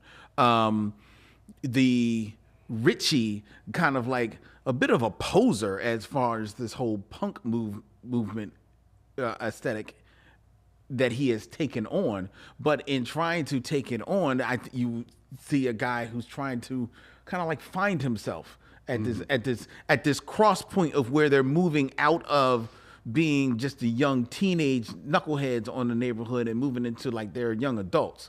And what does that mean? So, how do you want to show up in this world as a young adult? So I think Adrian Brody, to your point, such a soulful actor because of his eyes and just because of his talent, is a very interesting person to put in this role to show someone trying to really find his way, trying to really confront himself sexually, because you say he's a hustler. He's out there doing basically almost like turning tricks after stripping. Yeah, I don't know how almost it is. Well, only because you don't see what's happening behind the door. So, But he's doing something. Yeah. You know that. He's doing some kind of sexual work, like you said.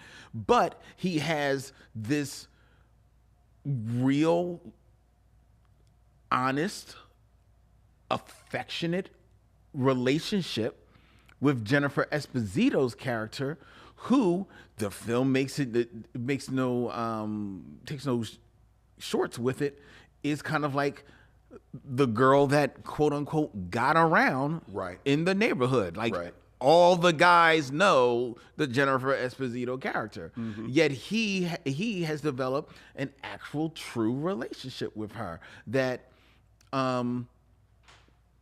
there's interest there. You want to know what's happening. You talk about Jennifer Esposito, an actress who I feel in her prime, this is definitely her prime, didn't get the moment to shine as much as her talent deserves.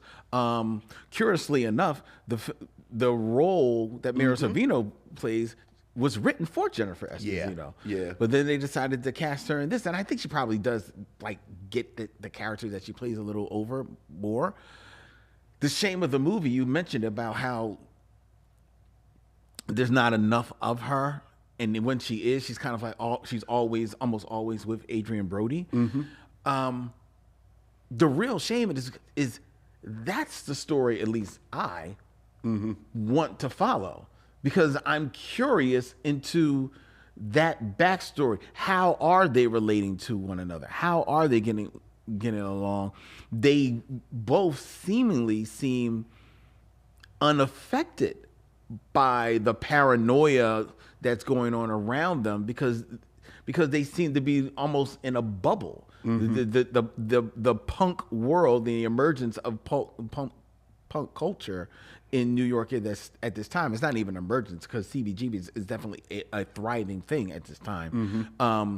But that's kind of like almost cocooned them from what is going on around them, so much so that they don't know that there are forces coming to them that will bear at the end of the film. That is like this missed opportunity. But in Spike Lee trying to put all these desperate parts together, I think the failing is because Spike Lee is the third writer on here, and like there are some earmarks to him in some of the dialogue, but a lot of this plotting is by the main writers, Victor Colicchio and Michael Imperioli. And in them, I see two guys that are trying to get their Martin Scorsese on, and in so doing, this film fails at that, because there's so much going on that I lose track a little bit of the connective tissue. I don't necessarily.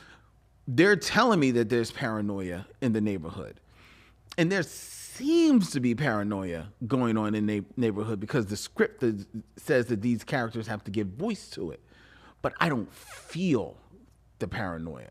It's not getting across to me, and part of that is because the film takes so many divergences. We talk about the Richie character, Adrian Brody's character, being like a sex worker. Sex seems to be on a lot of people's mind in this movie, because there is a lot of sex and gratuitous nudity that is going on in this film. You talk about things that need to cut. That is what needs to be cut. But the nudity is there, and it doesn't need to be there to the extent that it is. But the sex and that is happening, to me, it doesn't connect to anything. It doesn't. The Son of Sam murders, at least as far as we know, there's not any overt sexual component to it, so it doesn't bubble up in there. There's not any connection between the sex that we see happening and the heat wave. It's got nothing to do with the Yankees and the meatheads that are all around. Yeah, they're homophobic and they got trash to talk about the Jennifer Esposito character. But outside of that, you don't really, there's no connection to them in any of the sex. And there is a lot of sex in this movie. And I don't know whether or not that is the fault of the writers or it is the fault of Spike Lee, who we have mentioned we have trouble with the way that he writes women. I don't think any of the women in this film are actually that well developed. Mira Sorvino's character. I like Mira Sorvino. I like her character, but how much of her is really developed outside of her own? When you think about even the scene where she has with another woman, this film does not pass the Bechdel test because they're talking about Vinny. Yeah. They're talking about her husband. And she spends the majority of this movie worrying about her relationship about her husband. So there's no real sense of any interiority with her at all. At least the Jennifer Esposito character is trying to rebel against the reputation that she's developed in this neighborhood. But at least from her, and maybe this is me just wanting it for Jennifer Esposito, but I think she's given me the subtext of somebody who recognizes the reputation that she has, but that reputation is from these meatheads. Right. She is just somebody that just owns her sexuality. Right. She doesn't have any misgivings on what she's done, because when we're introduced to her, she has been seeing a guy for 2 weeks who has proven that, and she's breaking up with him because, like, dude, you're not about nothing. I ain't got time with you. Well, you know who she is. She's the mirror version of, oh my goodness, I just forgot old girl's name, and I really like that actress in Saturday Night Fever. Donna Pascal. Yeah. Yeah, she is. She is. So I don't feel like any of the women are even that well developed. God, heaven knows, I love myself some Patti LuPone, who plays Adrian Brody's mother. Even she gets a sex scene in this movie. And I'm like, God, can any woman be cast in this film that doesn't have to have a clause in their contract that says they got to take their top off? I'm like, Jesus Christ, y'all, what the hell are y'all doing? She's the only one that takes her top off in the main cast. Okay, she's the only one that takes her top off in the no. I believe Jennifer Esposito is shown topless in the scene. She is. I think she is. I think she is shown without her shirt in the scene. I could be wrong. All right. There are Patti LuPone does, because that was a little. You weren't expecting it. I was not expecting. You were not that expecting when I got it. up this morning. Patti LuPone, the matron of Broadway, ladies and gentlemen. You are not expecting to see her take off her top. Now I've seen Patti LuPone's nipples. Happy Black History Month. Happy Black History Month, and she has nothing to be ashamed of. But it's just not. You're just not expecting it. Not expecting it. Yeah. Not expecting it.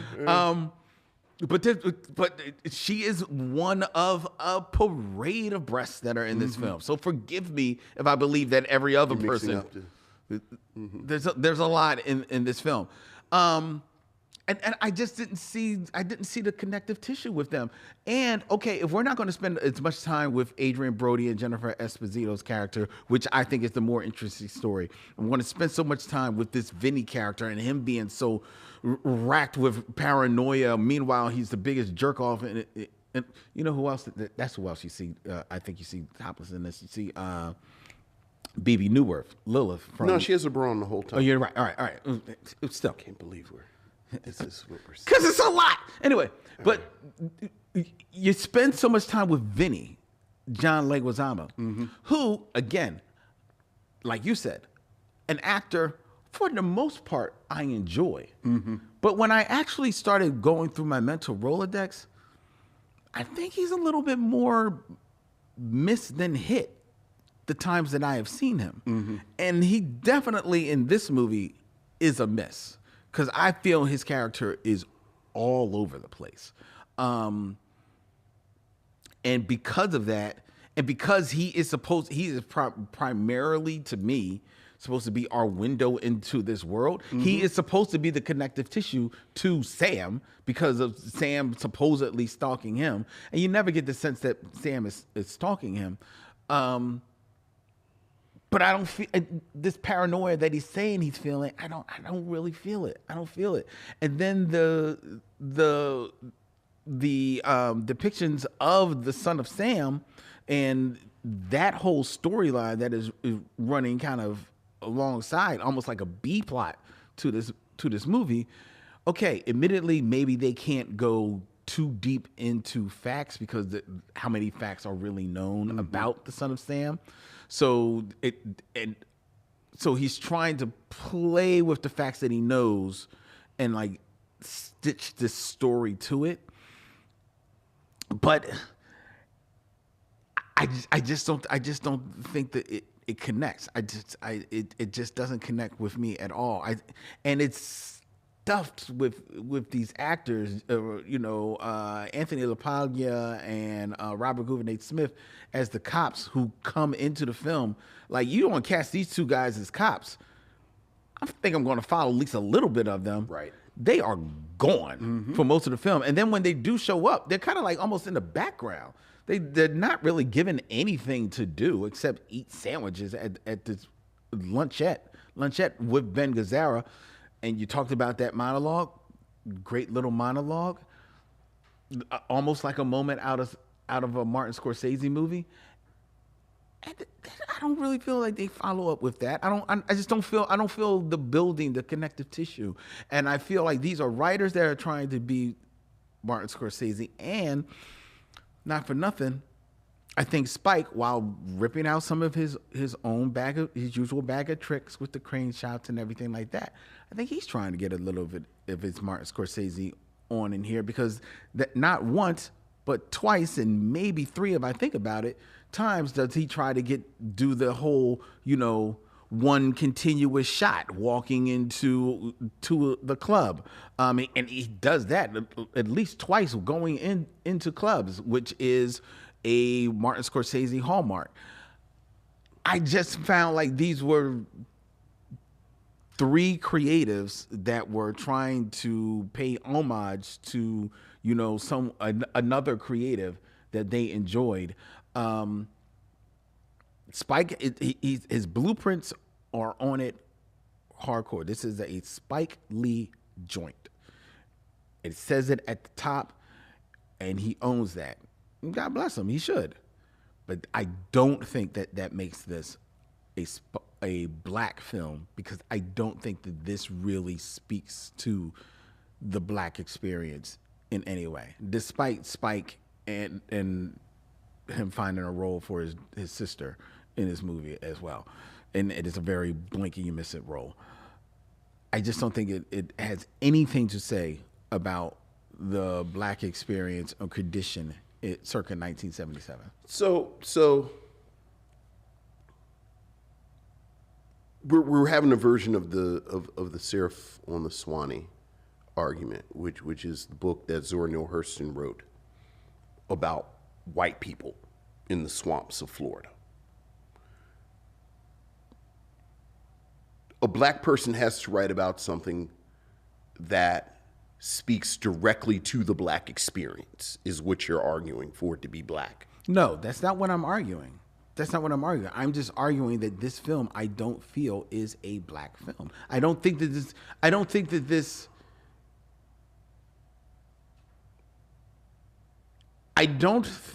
that okay, my definition of a black film is not necessarily a film that speaks to the black experience, because not all black films speak to a black experience. But I think of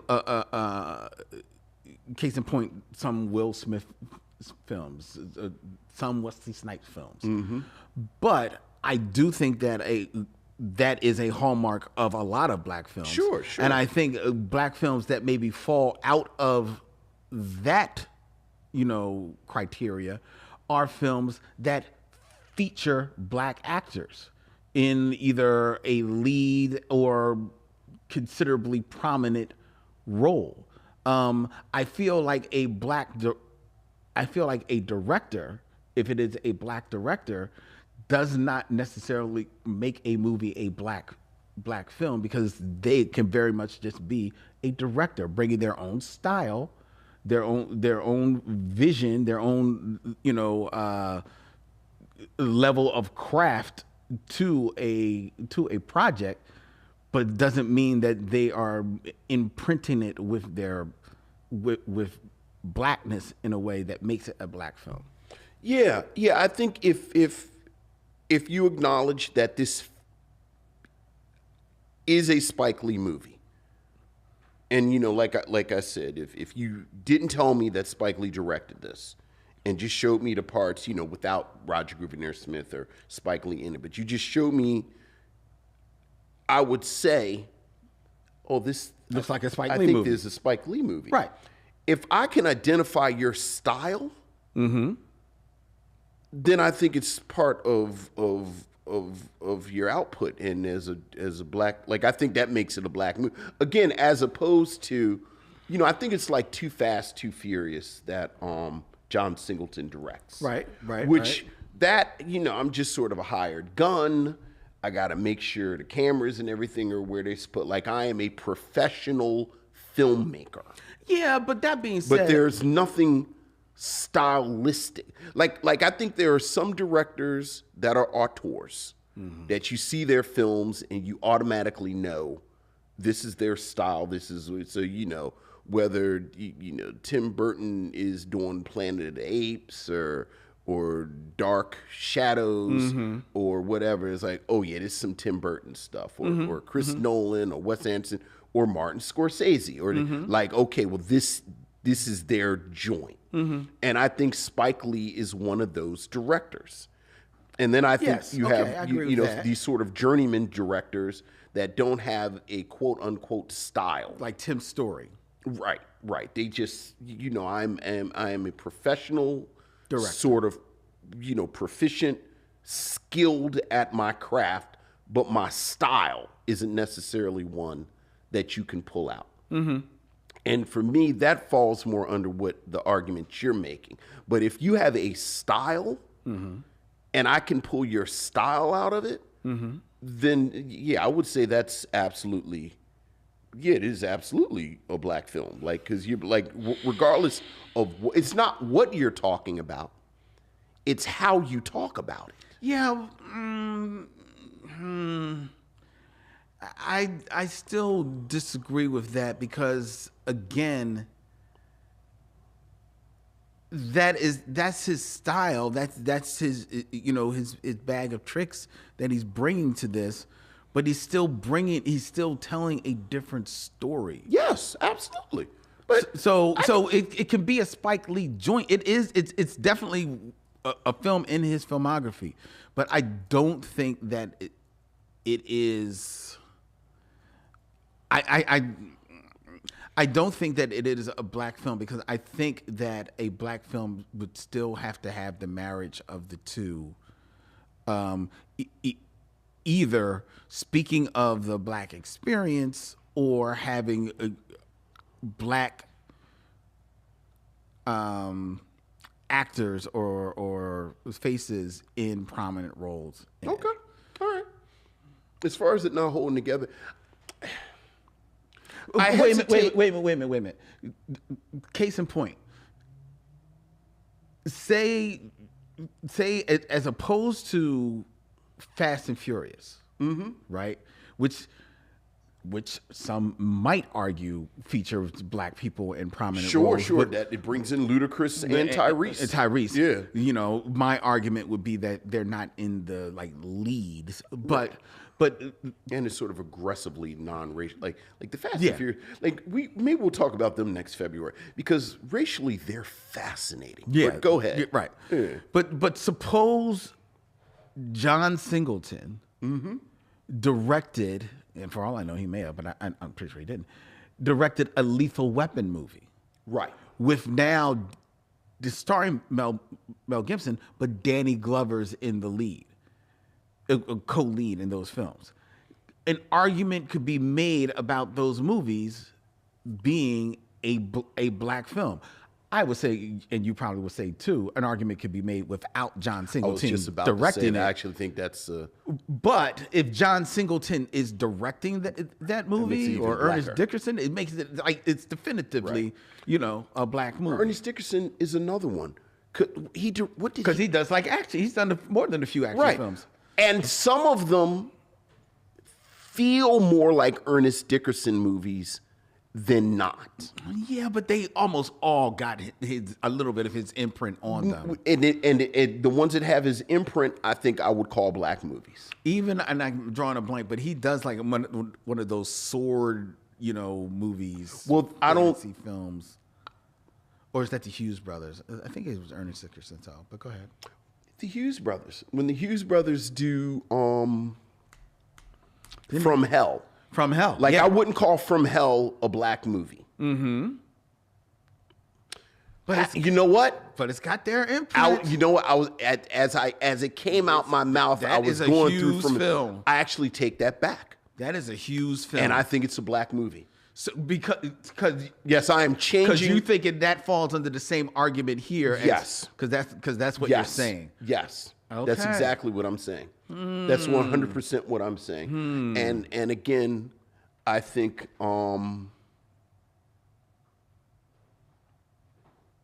a filmmaker's style trumps everything else. And as far as the film not holding it, I do think, I have a little bit of a reading that the Vinny character is struggling with his sexuality. Well, I think. Well, No, wait a minute. not struggling with being straight. I mean, struggling with being faithful. I mean, struggling with his sexuality. Okay. And I do think there is this not developed enough through line that people are kind of dealing with their sexuality and questioning each other's sexuality.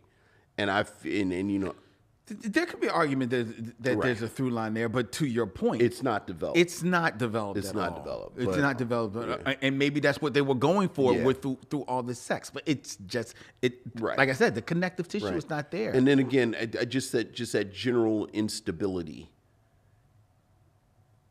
in New York at that moment, because I do think this is a very New York story.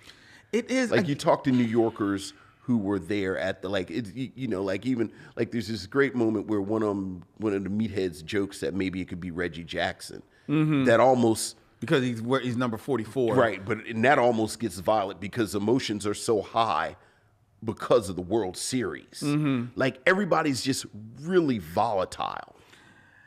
Yeah, I get it. It's just. But I didn't feel the ratcheting up on it. Like there was actually points where I was feeling like he's trying to get us to feel everything, charging up to this big conclusion, a la do the right thing. Yeah, certainly. But it's just not there. It's not there. It's just not connecting for me. all right. Yeah. So, would you recommend that people see the Summer of Sam? I think I would. I don't know if I said this out loud. I kind of allude. It's a mess. Like, it's a mess. And there's a tighter version of this film. But I like what's on the screen enough to recommend. And again, I like this period of Spike Lee, this sort of late 90s, early aughts period. So I would. Okay. Well, I would not recommend Summer of Sam, ladies and gentlemen. I like you. I believe it could be tighter. And I just think it's a little bit too gratuitous. I think there's too many missed opportunities in here, and I think there are better places to see Adrian Brody, Mira Sorvino, and Jennifer Esposito ply their craft. All right. And Spike Lee, to be fair. So, there you go. There's our review of The Summer of Sam, ladies and gentlemen. Let us know what you feel about our review. You can hit us up at micheuxmission@gmail.com. That's micheauxmission@gmail.com. And before we tell you what is going to close out our query of February of Is It a Black Film, I invite you to follow the Michelle Mission on the social media of your choice, whether it be Instagram, Facebook, and or Twitter, or whatever you want to call it, at Michelle Mission. Also go to YouTube, like many of you right now, and subscribe to the Michelle Mission. Hit that bell so you're notified when we put new videos up, when we go live every Tuesday night at 7 p.m. And let us build up our account. We're a very young YouTube channel, but more and more we're becoming bigger and bigger in this space, putting more videos up there. We're very excited to see people enjoying all of the shorts that we have been putting out. We plan to continue doing that. So if you can reward us with hitting that subscribe bell, we really appreciate it. And feel free to go over to Apple Podcasts and leave us a 5-star rating and review, because that helps people find the show as well, which is, as always, for now, 7 years running, a proud member of The Podglomerate. ThePodglomerate.com, their beautiful network of podcasts. They make podcasts work, such as ours, which streams every Tuesday night at 7 p.m. from Young Chunk, Philadelphia's premier video podcast palace, right here in the heart of Manayunk, Philadelphia. Go to Dylan at youngjunk.com and book your time in one of the new studios that they've got going up in their new home here in Manayunk. You see the Michelle Mission all decked out, all beautiful. Oh, so zen in here. It's lovely. So come, be one with us. All right. All right. Next week, Vincent. We're on a mission from God. Oh, boy. This is one of the most requested films. Yes, it is. On the mission. And it is the one that started the question of, is it a black film? It's true. We're going to decide, finally, is The Blues Brothers. The Blues Brothers. A black film. Yes. Dan Aykroyd, John Belushi. Yes, sir. Ray Charles. Aretha Franklin. You better think. Think what you trying to do to me. Next week. Cab Calloway. Did you say James Brown? James Brown. Next week, here on the Michelle Mission. Until then, he's Vincent, I'm Len, and in parting, we say, We'll see you when it's time to meet again.